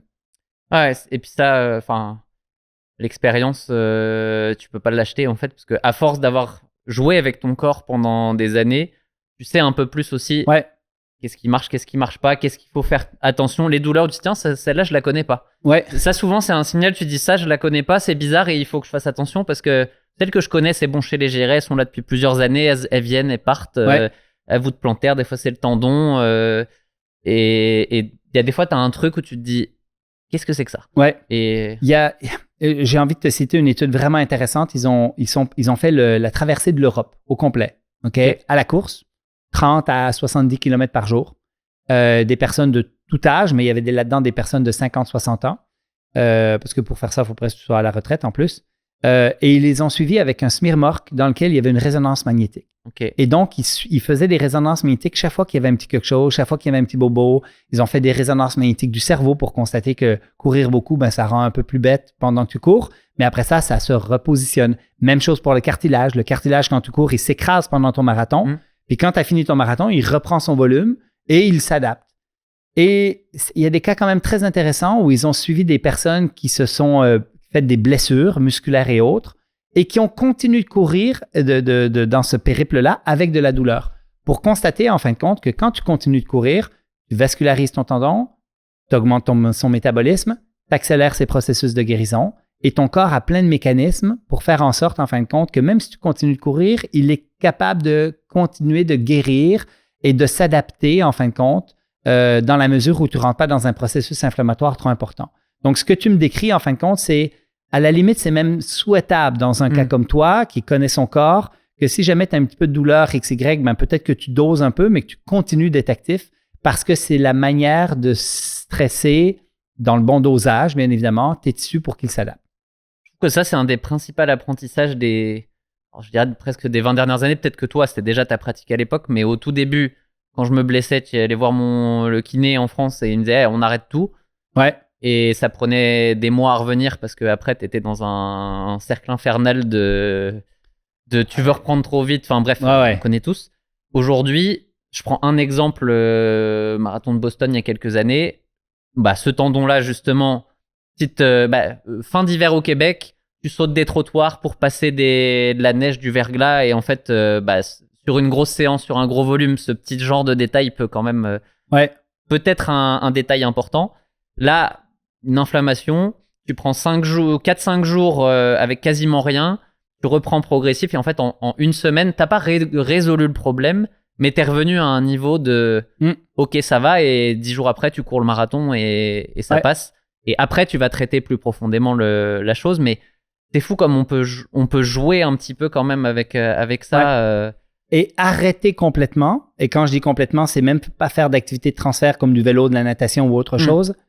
Ça, habituellement, c'est beaucoup plus dommageable que bénéfique. Parce que là, tu ralentis ton métabolisme, tu ne produis plus tes endocannabinoïdes dans ton cerveau qui sont une manière de bien contrôler tes symptômes. Tu as des facteurs psychosociaux associés de dépression relative, c'est-à-dire « Oh merde, je ne peux plus aller courir et là, ça ne va pas », qui sont tous des facteurs qui nuisent à l'adaptation tissulaire, qui nuisent en fin de compte aux adaptations optimales. Donc, continuer d'être actif, c'est essentiel. Continuer de courir, ça peut se faire dans certaines conditions. Et moi, comme physio, bien évidemment, dans mon analyse, il y a des personnes, je leur dis, toi, tu es obligé d'arrêter, toi, tu peux continuer. Ouais, c'est là où, en fait, on va rappeler un peu le point important, c'est d'aller voir le plus vite possible quand tu as un vrai doute, d'essayer d'aller consulter le plus vite possible pour se dire, c'est quoi le scénario que je dois avoir et pas attendre. Attendre, après, c'est plus compliqué d'aller chercher Et je vais me permettre, et là, il y en a qui ne m'aimeront pas, mais quand on dit consulter rapidement, ce n'est pas tous les professionnels de la santé qui sont adéquatement formés à suivre des coureurs. Et là, je fais référence, en fin de compte, à une tonne de médecins qui vont dire à leurs patients, la course, c'est pas bon pour les genoux. Des kinés qui disent, OK, on arrête, puis on fait des modalités passives pendant des semaines à faire des ultrasons, puis de la thérapie manuelle sur des conditions qui nécessitent juste une bonne quantification du stress. Donc, allez voir des professionnels de la santé formés pour les coureurs ou coureurs eux-mêmes, parce qu'en étant coureurs eux-mêmes, ils vont comprendre au moins ces subtilités-là. Ça, c'est un point important. Bon, on ne va pas critiquer la médecine, mais pas formé à ça et qui peut te véhiculer un message. Oui, mais quand je disais aller voir quelqu'un, c'est un physio, un kiné spécialisé en course à pied, idéalement, parce que là, si en plus il est coureur aussi, en plus, non seulement, il intègre aussi sa propre expérience dans tout ça. Enfin, et tu dis ne critiquons pas la médecine, mais oui, moi je suis physiothérapeute, je peux me permettre, mais critiquons la médecine. Aujourd'hui, on est dans une médecine qui est trop interventionniste, qui surmédicalise les conditions, qui met les gens au repos beaucoup trop longtemps, qui les médicamente beaucoup trop. On a beaucoup de problèmes en médecine de façon générale aujourd'hui qu'il faut qu'on change. Et moi, c'est un méchant de bataille de critiquer les professionnels et leurs pratiques pour qu'on soit vers des pratiques qui soient plus exemplaires, qui soient des meilleures pratiques médicales pour qu'on fasse les bonnes choses avec nos patients. Rien que là, si on prend un autre aspect médecine qui est largement pas assez préventive, le sport, là, ce qu'on se discute ici, c'est de la médecine préventive en fait. Ouais. Et versus curatif. Le jour où on amène la principale prescription pour les gens, pour 100% de la population, de dire tu vas chez le médecin et donc tu cours, non. Bon, déjà tu marques pas des points dans quel que soit ce que tu m'amènes comme t'as un rhume, ça fonctionne pas, on est d'accord, mais quand même. Mais aussi, en fait, c'est faire de l'activité physique améliore le système immunitaire. Alors, en fait, le jour où tu as un rhume, tu as peut-être besoin de te reposer un peu, mais de façon générale, si on mettait la population au complet à la course à pied aujourd'hui, qu'est-ce qui se passerait avec tous les aspects de santé publique? Le remplissage des hôpitaux, imagine, on arrive à réduire avec la course à pied jusqu'à 35% les maladies cardiovasculaires, 60% le diabète, 60% le cancer du sein. On a une panoplie de réduction de à peu près toutes les maladies avec une pilule qui est ultra simple. Il faut juste intégrer. Et c'est pas tant que la médecine ne le recommande pas, mais qu'on le recommande avec pas assez de conviction et que nos patients, en fin de compte, ne le font tout simplement pas. Et si on arrivait à faire ça, on réglerait des problèmes financiers gouvernementaux, on réglerait la moitié du budget du Québec, c'est pour la santé. Et imagine si on arrivait à faire ça. Faire courir tout le monde. Je te donne mon point de vue là-dessus. Ouais. Moi, quand la santé, sortir les gens de la sédentarité, sur le très long terme, c'est vraiment un objectif fort. Ouais. Mais je me donne... bon, là, on est déjà bien avancé, donc ceux qui nous écoutent sont suffisamment éduqués pour entendre ça.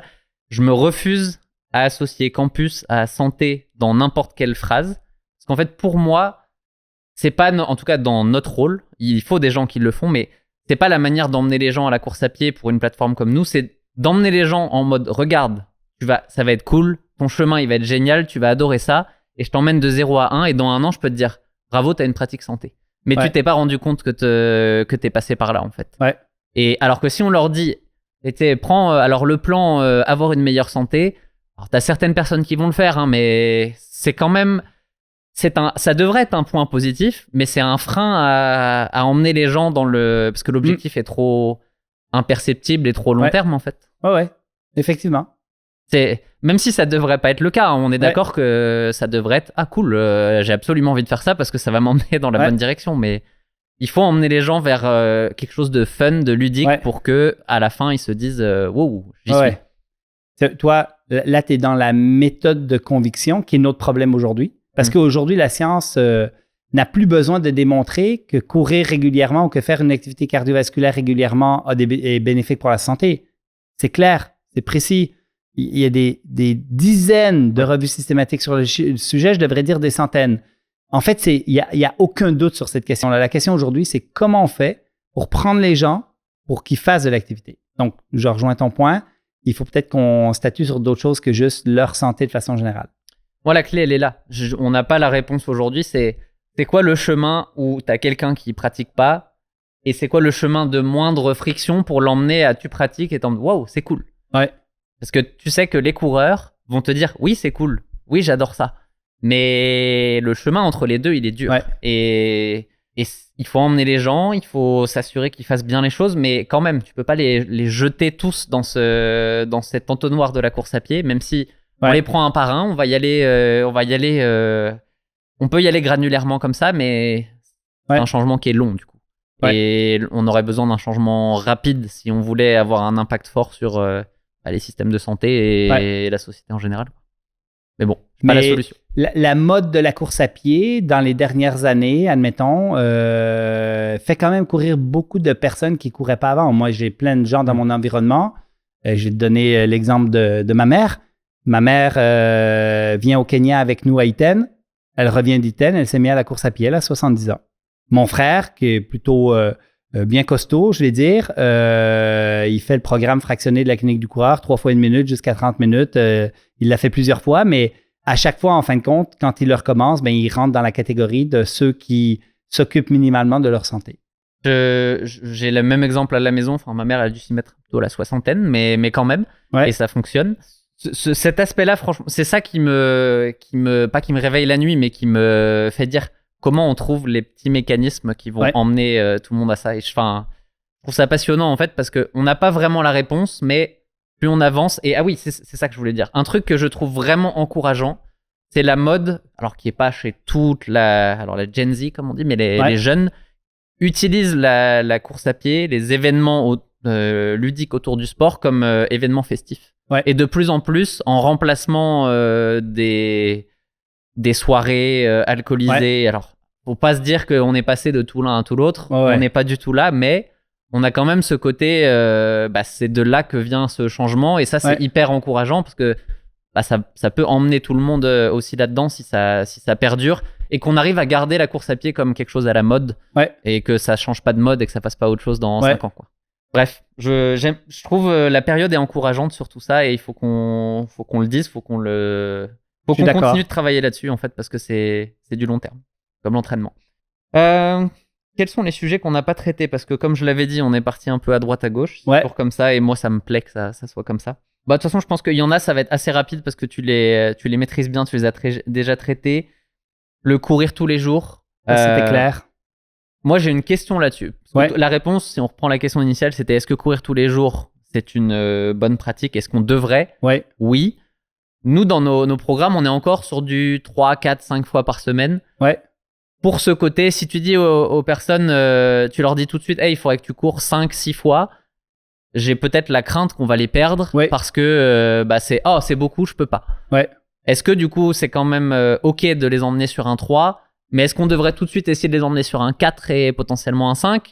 Comment on fait pour bien jauger ça pour que ça soit efficace? Très bonne question. Alors, dans ta planification, tu fais 3 entraînements par semaine qui vont être relativement conséquents où ils vont faire 20 minutes, 30 minutes, peut-être 40 minutes. Moi, quand je dis de courir tous les jours, c'est que 5 minutes, ça compte. OK? Et je reviens toujours à ça. Je dis à mes patients, là, présentement, tu cours 4 fois par semaine. Il y a des études qui montrent qu'à 2-3 fois, on se blesse davantage qu'à 4, 5, 6. Mon objectif, c'est que tu cours tous les jours. 5 minutes, ça compte. Quand tu rentres du travail, tu enfiles tes chaussures, tu n'enlèves pas ton jeans et tu vas faire 5 minutes. Tu n'as même pas le temps de suer. Tu n'as pas le temps d'être si essoufflé. mon objectif, c'est un exercice de course où tu as un certain impact au sol. Et l'autre chose aussi, c'est que les gens ont toujours peur de dire « Ouais, mais j'ai pas le temps, je vais m'écœurer, je vais comment on dit en français, écœurer, c'est très québécois, hein? Je vais me désintéresser, me lasser en fin de compte de l'activité parce qu'elle est trop fréquente. » Mais en fait, c'est tout à fait le contraire.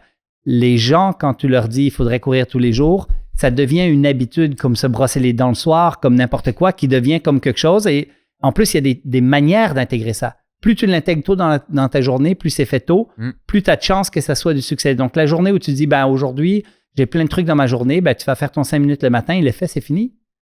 Et donc, on s'est penché sur la question récemment avec Guillaume Millet, que tu connais certainement parce qu'il y a un projet Zéro tout 100 à l'UTMB que tu connais peut-être. On est en train de planifier les 6 premiers mois pour pas qu'il se blesse. Et là, moi, j'insiste, il faut qu'il court tous les jours. Et bien évidemment, dans le contre-argumentaire avec Guillaume, c'est de dire, ouais, mais à tous les jours, ils vont se dire que c'est exigeant, mais oui, mais 5 minutes, ça compte. Et pour moi, si j'ai un élément chez un débutant qui est super important à intégrer, c'est de courir suffisamment souvent. Alors, on dit minimum 4 fois semaine. En dessous de ça, on est vraiment plus à risque de se blesser. Mais idéalement, 5, 6, voire 7.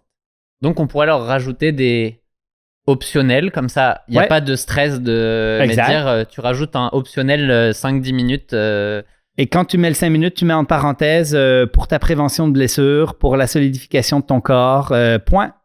OK. C'est un exercice en soi. Et à la limite, la personne, elle n'a pas le temps. C'est pas la même chose, mais un substitut, ça pourrait être, je fais quelques minutes de corde à sauter. Ouais, les sauts sur place, avec ou sans corde sur place. C'est pas, parce qu'il y a 2 avantages à courir tous les jours. Il y a l'adaptation musculo-squelettique, donc le stress qui amène des adaptations. Et le corps s'adapte beaucoup mieux à des petits stress fréquents que des grands stress peu fréquents. Donc, le rappel est essentiel.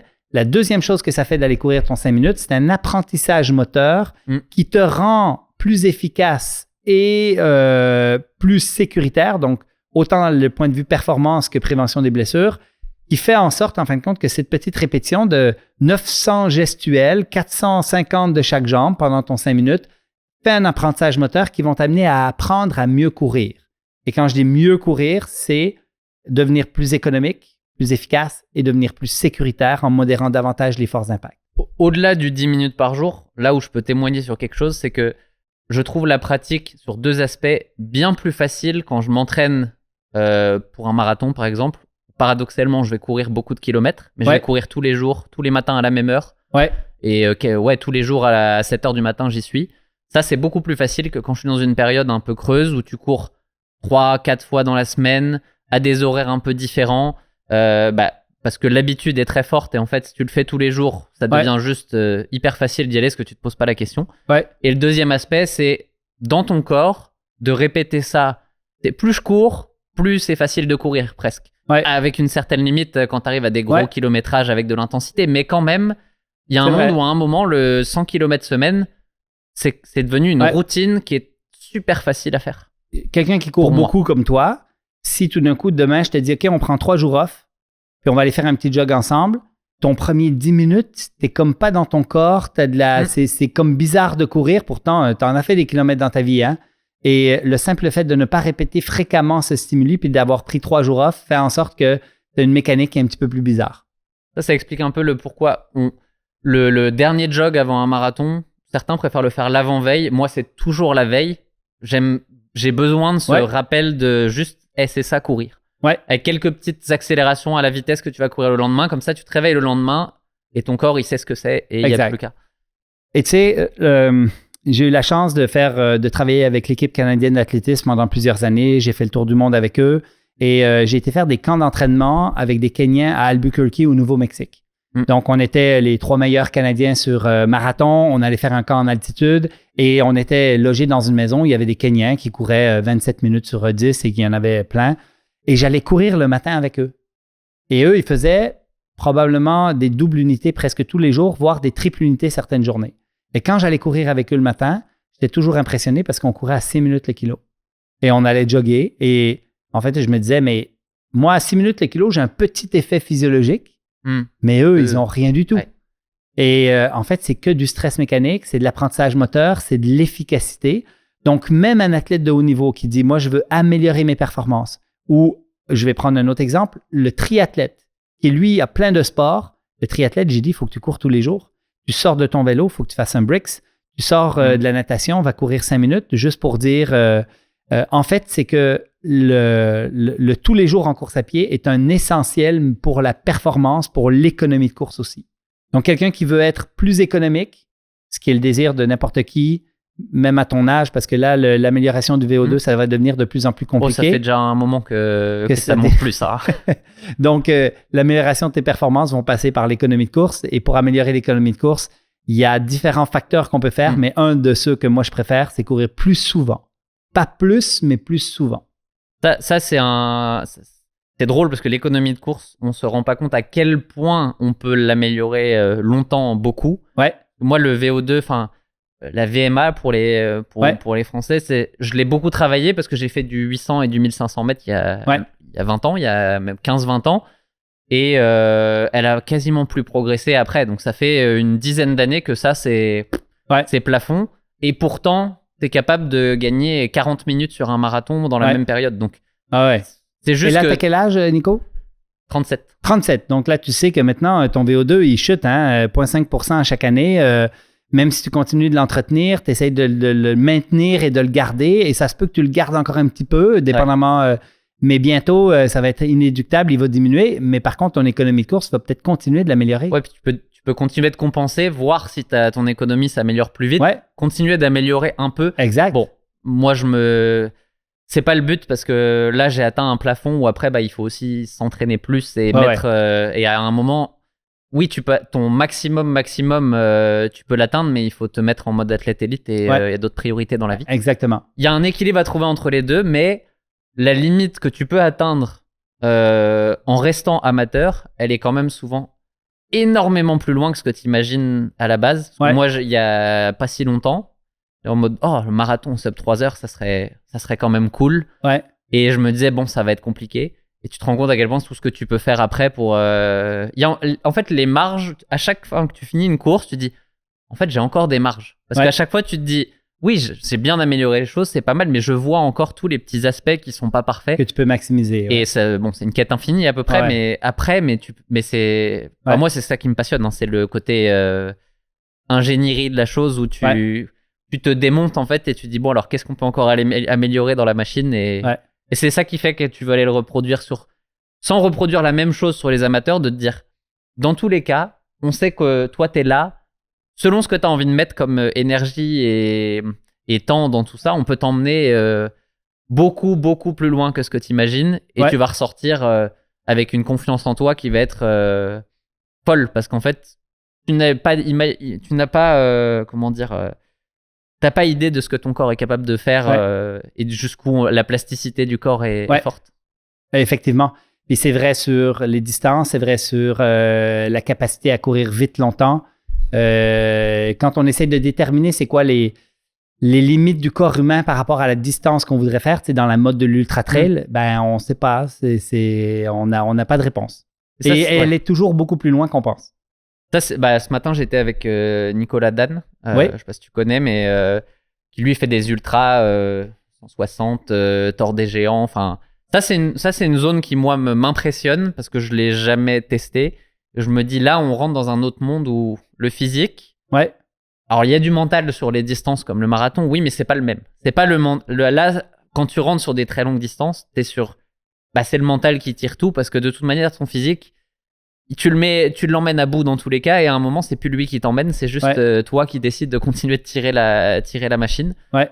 Et là aussi, en fait, le corps humain est fou en fait dans ce qu'on peut lui faire faire. Ouais, effectivement. Toi, tu fais de l'ultra. En fait, je suis très, très mauvais en ultra. Moi, j'étais un coureur de 800 mètres quand j'étais jeune. Fait que j'ai fait de la piste quand j'étais juvénile. Après ça, j'ai fait de la course sur route, 5-10 km. Après ça, j'ai coaché David Gill, qui était un athlète de l'équipe nationale sur 800 mètres, qui faisait une 47. Et je m'entraînais avec lui. Fait que tous les entraînements, on les faisait ensemble ou presque. Donc, moi, ça m'a amené à revivre à 27 ans un peu l'entraînement du 800 mètres. et a décidé de refaire un 800 mètres. Et j'ai jamais été très bon. J'ai même pas brisé le 2 minutes. Je faisais 2,01. Donc, j'étais pas très bon. J'ai cru que tu allais me dire, parce que tu parles d'un athlète 1,47. Je crois que tu n'étais pas très bon et j'étais à 1,50 parce que... Non. J'étais vraiment 2,01. Donc, vraiment pas très bon. Mais en fait, après ça, j'ai fait de la course sur route. J'ai fait de la course de trail. Et là, je constate que plus c'est long, plus je suis mauvais. Mais pas un peu mauvais. Mais vraiment très, très mauvais. Et j'ai fait Mexique il y a 2 ans, qui était 100 km. J'ai fait 87, traverser l'île de la Madère. C'était super, c'était génial. Mais clairement, c'est une quête personnelle parce que d'un point de vue performance, je suis vraiment pas... Moi, après 5 heures de course, là, c'est un autre niveau de gestion, de croissance personnelle. Ça n'a rien à voir avec la performance. Ouais. Mais ça, c'est intéressant parce que dans tous les cas, moi, tout ce que je fais depuis toujours, c'est une quête personnelle. C'est avant tout moi. Tu me retires les caméras, tu me retires tout ce que je m'en fous. Je continue de le faire parce que c'est ça qui m'intéresse. Ouais. By the way, moi, je voulais passer les 2 minutes au 800 mètres et je me suis arrêté à 2 minutes 4. Donc, encore moins de potentiel. Niveau, alors. Ouais. Le potentiel de vitesse, à un moment, tu t'arrêtes parce que tu te dis, bon, ok, ça veut pas, j'ai pas les bonnes... dans ces filières-là, mon corps est pas intéressé à aller plus loin. Il veut pas, limité par la vitesse, ta tolérance au lactate, il y en a qui peuvent aller très très haut et continuer d'avancer.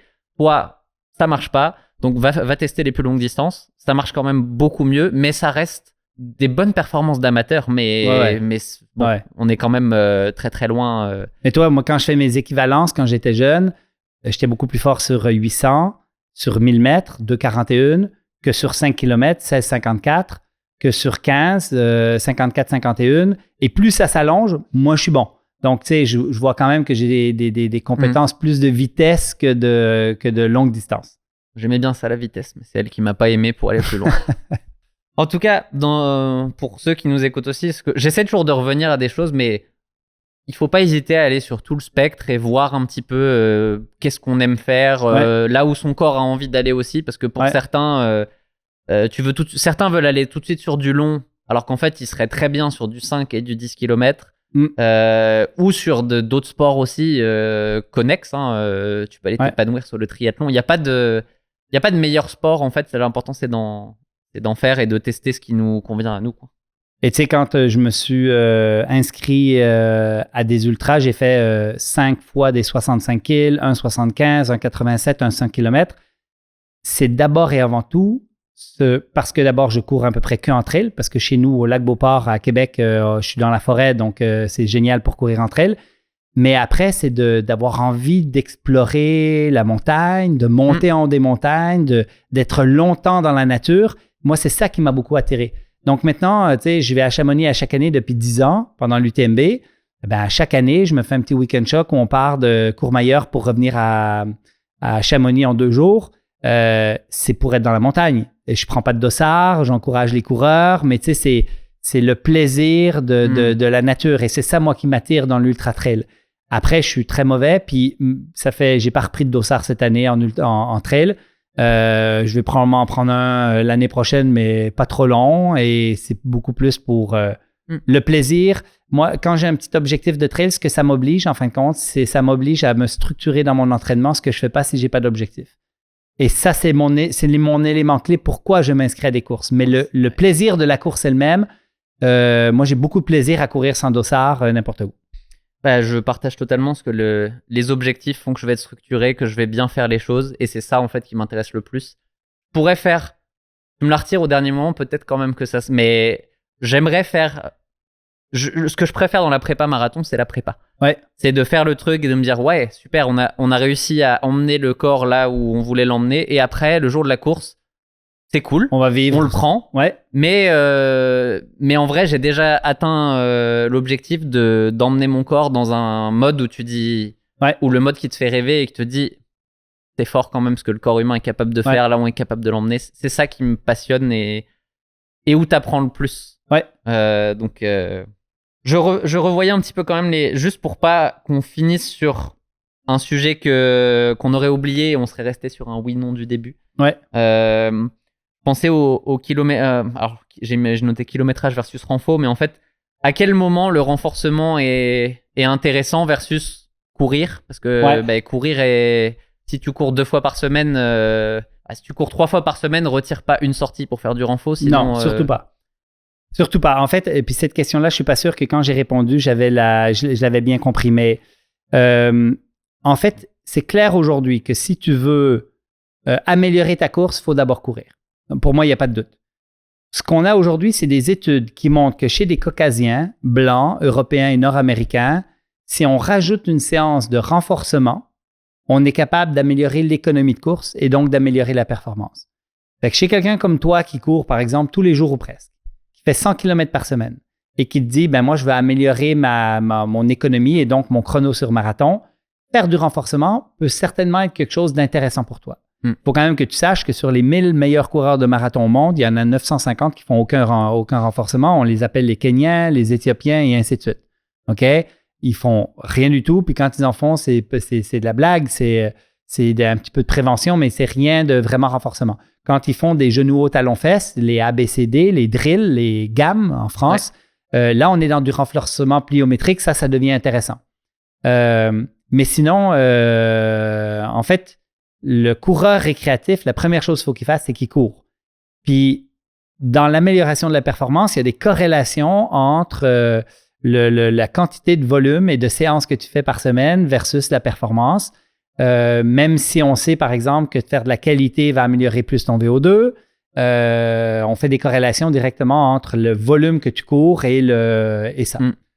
Donc, en fait, la question que je te poserais, si tu me dis, est-ce qu'il faut que je fasse de la muscu ou est-ce que, en fait, est-ce que tu as l'impression d'un peu plafonner en course à pied? Est-ce que ça a été dans tes zones limites au niveau blessure et autres? Et là, ça devient vraiment intéressant de faire de la muscu. Mais si je prends un Kenyan qui fait 200 km par semaine, je vais y faire de la muscu, je suis obligé d'y enlever un entraînement, 2 entraînements de 30 minutes pour pouvoir mettre de la muscu parce que ça va amener des états de fatigue aussi où je ne peux pas juste y rajouter. Et est-ce que si j'enlève ça pour faire de la muscu, je vais le rendre aussi économique que s'il le prenait pour de la course à pied? Peut-être pas. Donc, moi, ce que j'ai tendance à dire, c'est que la première chose qu'il faut maximiser, c'est la course à pied. Cours le plus que tu peux. Puis en fonction de ton temps, en fonction de ta capacité à tolérer le volume et donc de ne pas te blesser, là, tu pourras penser à intégrer de la muscu. Pour être plus élaboré un peu dans la réponse à cette question-là, voici ma pensée. Très clair. Et si on prend un amateur là, qui court du coup, on va dire 4 fois par semaine, le minimum que tu recommandes pour que on lui rajoute, il se dit ok, j'ai le temps pour rajouter un 20 minutes de renfo par semaine ou un 20 minutes de course. Ouais. Tu choisis quoi entre les deux? Il n'y a pas de réponse absolue. Hein, de toute façon, mais... Non, effectivement. D'emblée, je vais préférer la course. OK. Si par contre, il me dit, écoute, moi, j'ai une petite tendance à avoir des petits bobos par-ci, par-là, peut-être que je donnerai un programme structuré de prévention qui va lui permettre de minimiser ce risque de se blesser au niveau, par exemple, de son tendon d'Achille parce que j'y donne des exercices de renforcement de la chaîne postérieure. De toute façon, sur un 20 minutes, parce qu'il y a plusieurs niveaux de renforcement qu'on peut mettre dans sa fenêtre, dans son plan, sur campus, tu es sûr que 20 minutes, tu vas être sur de la prévention avec... On demande un petit peu là où tu as déjà eu des douleurs et on va travailler ça pour que ça soit quelque chose qui te limite pas dans ta pratique parce que le but, c'est que tu cours. Ouais. Tu sais, on a eu beaucoup d'échanges avec Sébastien Cornette qui a écrit un livre où il préconise le renforcement beaucoup dans sa prépa que je trouve tout à fait adéquat. Dans nos débats, en fin de compte, c'est que lui, par exemple, il va coacher des gens qui font de l'ultra, mais avec un temps limité en étant professionnel. En étant un travail qui fait en sorte que je ne peux pas cumuler un volume exceptionnel. Et là, la muscu devient très intéressante pour augmenter sa tolérance mécanique et substituer du volume que tu n'as pas le temps de faire finalement. Donc, tu peux te faire des entraînements de qualité en muscu qui vont être capables d'augmenter ta tolérance comme s'il fallait que tu cours beaucoup plus pour cette même tolérance-là. Donc là, ça devient très intéressant et là, je pense qu'il y a vraiment des côtés qui sont le fun. Toujours intéressant, c'est de voir qu'en fait, il n'y a pas une seule manière d'arriver à un résultat. Déjà, ça dépend de chacun, de son contexte, mais aussi, on pourrait partir avec une voie un peu à droite ou un peu à gauche et à la fin se retrouver au même résultat parce que, en réalité, tu stresses ton corps à un bon niveau. La base, elle est quand même pas mal là. Et est-ce que justement, peut-être qu'on si je généralise un peu, on se pose pas beaucoup de questions en général, alors que la vérité, elle est dans les mêmes choses depuis 50, 60 ans et surcharge progressive, régularité. Les mots qui sont un peu qu'à chaque fois qu'on les dit, les quoi sont ouais. le bon mix entre endurance douce et intensité. Et en fait, si déjà on respecte ça, en fait, on a la réponse et le faire pendant longtemps. En fait, moi, je pense qu'on est évolué pour ça. Et l'homme de Cro-Magnon ne se posait pas toutes ces questions-là. Hein. Il courait et tout d'un coup, il fallait qu'il sprinte parce que là, il y avait quelque chose qui courait après ou il fallait qu'il rattrape quelque chose. Toute la journée, il était actif à bouger, à marcher, à aller. Et je pense que les problématiques de l'homme moderne aujourd'hui, c'est qu'on est de façon générale très sédentaire et on fait du sport, on fait de l'activité. Et c'est là où on va essayer d'intellectualiser cette partie-là, de dire, ça serait bien que tu ailles tous les jours. Ça serait bien que de temps en temps, tu fasses un peu de vitesse. Ça serait bien que tu te lèves fréquemment dans ta vie pour pas être assis toute la journée. Ça serait bien que à travers ta journée, quand tu as des escaliers, tu les montes rapides et que tu aies des petits hits d'effets cardiovasculaires qui vont avoir des effets positifs sur ta santé. Donc, on intellectualise ces choses-là, mais de façon générale, c'est comme ça qu'on a évolué. Là tu dis des choses hyper intéressantes pour la vie en général. Je repense à Aurélien Broussal qui dit beaucoup ça. Quand tu as quelque chose à apporter, porte-le, cherche pas à éviter, porte des charges au quotidien. Si tu as un escalier, prends-le, monte les marches 2 par 2. Utilise toutes les opportunités que tu as au quotidien pour bouger ton corps et même si c'est des tout petits trucs, ça participe à ton bon développement global. Exact. J'aime beaucoup quand il dit ça. Et le deuxième truc, c'est que là, moi, j'essaye de pas rester statique trop longtemps. Déjà, c'est pas mon profil, j'aime bien bouger. Mais là, ça fait 2 heures qu'on est assis. J'ai un bureau assis debout à la maison. Là, il me manque parce que tu sais, j'arrête pas de bouger parce que je sens que mon corps, il est pas. Et la sédentarité, c'est pas uniquement. Là, on a une pratique sédentaire en fait. Et après, tu as besoin d'aller bouger pour compenser ça. Idéalement, ce podcast, on le fait dans la rue en marchant. Exact. Moins pratique pour les caméras, mais en fait, rester assis comme ça pendant longtemps dans la même position, tu sens que... Effectivement, et moi, je vais essayer d'aller compenser tout à l'heure parce que là, je me change et je m'en vais sur le Mont-Royal quand on a fini notre conférence. Pas encore couru aujourd'hui, moi, c'est possible que j'y aille après aussi. Mais allez, il y a une question que je veux qu'on traite parce que elle est importante, c'est si on se laisse là-dessus et elle était un peu touchy. C'est celle sur le sommeil. Est-ce qu'un coureur pourquoi j'ai pris un coureur qui dort moins de 5 heures? Parce qu'on connaît les statistiques de moins de 5 heures. Là, on est dans la zone où quand même... Ça n'existe pas. Il y a très peu de personnes qui, à moins de 5 heures, sont confortables. C'est ça. Il y en a qui vont dire, oui, moi... on sait que c'est 0, quelque chose %. Donc, beaucoup qui vont dire ça n'existe pas. Moins de 5 heures, c'est pas assez. Et tu es dans une zone qui t'emmène à plus de risques de blessures. Beaucoup plus de risques. Donc, est-ce qu'on lui dit de reporter sa sortie et tu disais de l'adapter? Oui. Alors, je m'en vais à l'UTMB. Toi, tu voyages beaucoup, tu sais un peu c'est quoi. Je vais à l'UTMB à chaque année. J'arrive là-bas. Nous, on a toute la clinique du coureur qui se réunit. On a un chalet, on fait des réunions, on a toutes sortes de choses. J'ai envie de profiter de la montagne aussi, puis on enseigne toute la journée. Le soir, je suis sur le décalage avec l'horaire d'ici. Tout le monde m'écrit en soirée. Je me couche à 2 heures du matin et puis il faut que je me lève à 6 heures du matin. OK?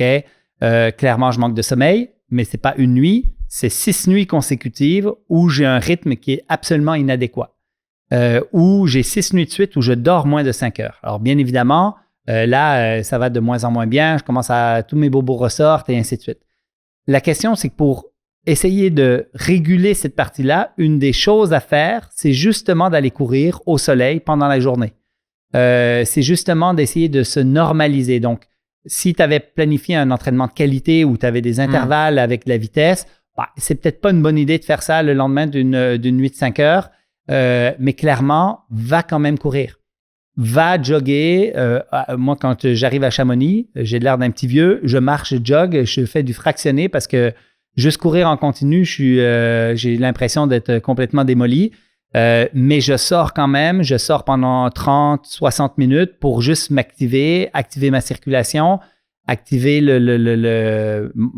apaiser aussi mon système nerveux qui est dans cette phase où il vient de manquer de sommeil.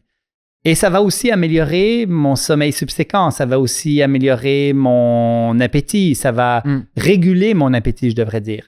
Donc, encore une fois, cours, mais modifie. En fait, si tu manques de sommeil, on fait des corrélations directes entre les blessures et traumatiques et non traumatiques et le manque de sommeil. Il y a des liens directs. Donc, c'est sûr que cette journée-là, tu es supposé faire de l'intensité, tu vas à fond, tu t'exposes, tu te mets à risque. Et à partir de ce moment-là, peut-être que tu serais mieux d'aller juste jogger puis de sauter tes intervalles. Puis tu avais une longue de prévu, tu la coupes à 1 heure. Et puis si tu avais 1 heure de prévu, tu la coupes à 30 minutes parce que finalement, tu fais quelque chose qui va juste te faire du bien sans te faire du mal. En fait, avec ça, tu résumes bien le fait de adapter intelligemment votre entraînement. C'est pas parce que le plan dit quelque chose que si dans ta vie, t'as pas le contexte pour aller faire ça ce jour-là, la bonne idée, c'est de pas le faire. Ouais. Ou de le diminuer pour que tu peux, cette séance, si elle est dure et que tu as besoin d'être à 100%, fais-la le lendemain quand tu seras potentiellement à 100%. Ouais. Bon, si tu es à Chamonix, mets plutôt une semaine de relâche à ce moment-là parce que ça va pas être le bon contexte. Effectivement. Mais c'est là où je voulais en venir avec ça, c'est important d'être intelligent dans... En fait, le plan ne peut pas savoir ce qui se passe dans ta vie et du coup, il faut toujours que toi, tu sois la personne qui te gère au quotidien pour adapter... Et d'un point de vue physiologique, ton plan doit être adaptable en fonction de ta fatigue, ton système nerveux, ta physiologie. Nous, en physiothérapie, je donne un plan de reprise de post-blessure, admettons, à quelqu'un. Je lui donne un plan qui commence à 3 fois 1 minute et qui monte graduellement, mais je lui donne toujours ce plan-là avec la quantification du stress mécanique, qui est, fais l'entraînement numéro 1, comment tu te sens? Ça va bien? Tu feras le 2e. Ça va vraiment bien, puis c'est trop facile, tu sautes le 3, tu vas directement au 4. Mais tu es quand même progressif. Tu n'es pas sûr, tu fais du surplace, ça va moyen, tu prends une journée de repos et tu reviens en arrière. En fait, l'adaptation de ta planification d'entraînement, c'est vrai au niveau physiologique, planification, mais c'est aussi vrai au niveau blessure, au niveau prévention. Et après, moi, ça fait des années maintenant que je cours sans programme. Je ne sais pas si toi, tu cours encore avec des programmes bien structurés, tu fais de la compétition, tu as des objectifs. Moi, mes objectifs, c'est plus de réaliser quelque chose. Ce que je planifie, c'est mes week-end shocks, c'est ma rigueur dans l'entraînement, de dire il faudra au moins que tu cours tant de fois par semaine ou tant de distances par semaine parce que tu es en train de préparer un ultra ou quelque chose. Mais de façon générale, moi, je ne suis qu'au feeling. Il y a une journée, je me sens bien, j'ai OK, c'est aujourd'hui qu'on fait de l'intensité. Et puis, je sais qu'il faudrait que j'en fasse 1 ou 2 par semaine. Mais quand est-ce qu'elle est dans la semaine, c'est dépendant d'une journée à l'autre. Je n'ai plus de planification depuis des années et je cours sans montre depuis très longtemps. Moi, j'ai un entre-deux. Là, cette année, j'ai pas eu de planification parce que c'était une année où je savais que ça allait être professionnel avant tout et je cours pour m'entretenir parce que c'est mon plaisir, mais il n'y a pas d'objectif. Par contre, je veux me remettre là dans une préparation parce que ça me manque un petit peu. Et je sais que je vais appliquer la même chose que dans les dernières. Oui, il y a un plan structuré, mais je le respecte pas forcément en fonction de comment je me sens. Et je vais adapter à chaque jour à comment je vais me sentir. Je vais pas en faire plus forcément un jour, mais je peux dire aujourd'hui ça va, je vais peut-être avancer d'un jour mon fractionné parce qu'au moins aujourd'hui je sais qu'il va bien se passer. Mais surtout l'inverse. Je pars sur une séance, je sens que ça va pas et je force pas forcément et je m'autorise régulièrement à dire cette séance là aujourd'hui ça passera pas, je la fais pas et j'arrête avant que les dégâts aient été trop forts sur physiquement, nerveusement et que ça impacte tout le reste de la semaine. Donc c'est le feeling, il y a une structure parce que ça m'aide quand même à aller dans le bon sens et à t'emmener vers un niveau de forme, mais j'écoute beaucoup où j'en suis parce que je sais que... Et l'impact sur le reste aussi est important. Moi, ma priorité, c'est la prépa, si j'en fais une, elle va être en 2 dans tous les cas. La prio, c'est d'être en forme pour travailler et d'être vraiment connecté et alerte au quotidien. Si la prépa prend le dessus là-dessus, ça me va pas, donc il faut que ça soit cet équilibre-là. Et là, c'est là où tu dois jouer aussi. Sur tes priorités, tu dois être en accord avec ça pour que ça se passe. Exact. Je pense qu'on a une vie qui se ressemble. Professionnellement chargée, beaucoup de choses, et ça fait en sorte que moi, je vois la course à pied comme mon équilibre, ma soupape de déstresseur. C'est là aussi où je suis le plus créatif. C'est là aussi où je pense à plein de choses quand je vais courir et tout de suite après, dans les 30 minutes qui suivent, c'est la meilleure place pour aller écrire sur un papier l'ensemble de toutes les idées que j'ai eues pendant que je courais. Voire pendant, des fois. Exactement. Je partage beaucoup. Là, je sais que je vais y aller après. Par contre, je sais que ça va être compliqué. Moi, je suis plus du matin. Et nerveusement, là, je sais que c'est pas physiquement, des fois, le problème, c'est juste que ton cerveau suive ce que fait ton corps. Et là, je sais que je vais pas aimer ça, mais je vais le faire quand même parce que ça va me faire du bien. En fait, ça va être un petit jog tranquille. Ouais. Et puis, on va juste encaisser la journée, connecter un petit peu tout ce qui a été dit parce qu'il y a plein de choses intéressantes qui vont servir, qu'il faut ranger en fait là-dedans. Ouais. Et après, une bonne nuit de sommeil. Et puis après, on peut, c'est une journée après l'autre et on continue comme ça. Ouais. Ça ressemble à ça. On va se laisser là-dessus. Si vous pouvez utiliser un petit peu tout ce qu'on s'est dit aujourd'hui pour agrémenter votre pratique, ça sera une mission une case de plus de cocher dans nos missions à tous les deux, je pense. Ouais. Et en tout cas, moi, j'ai apprécié l'échange. J'ai trouvé ça très cool. Merci, Nico. Merci beaucoup. Vraiment cool. À une prochaine, tout le monde.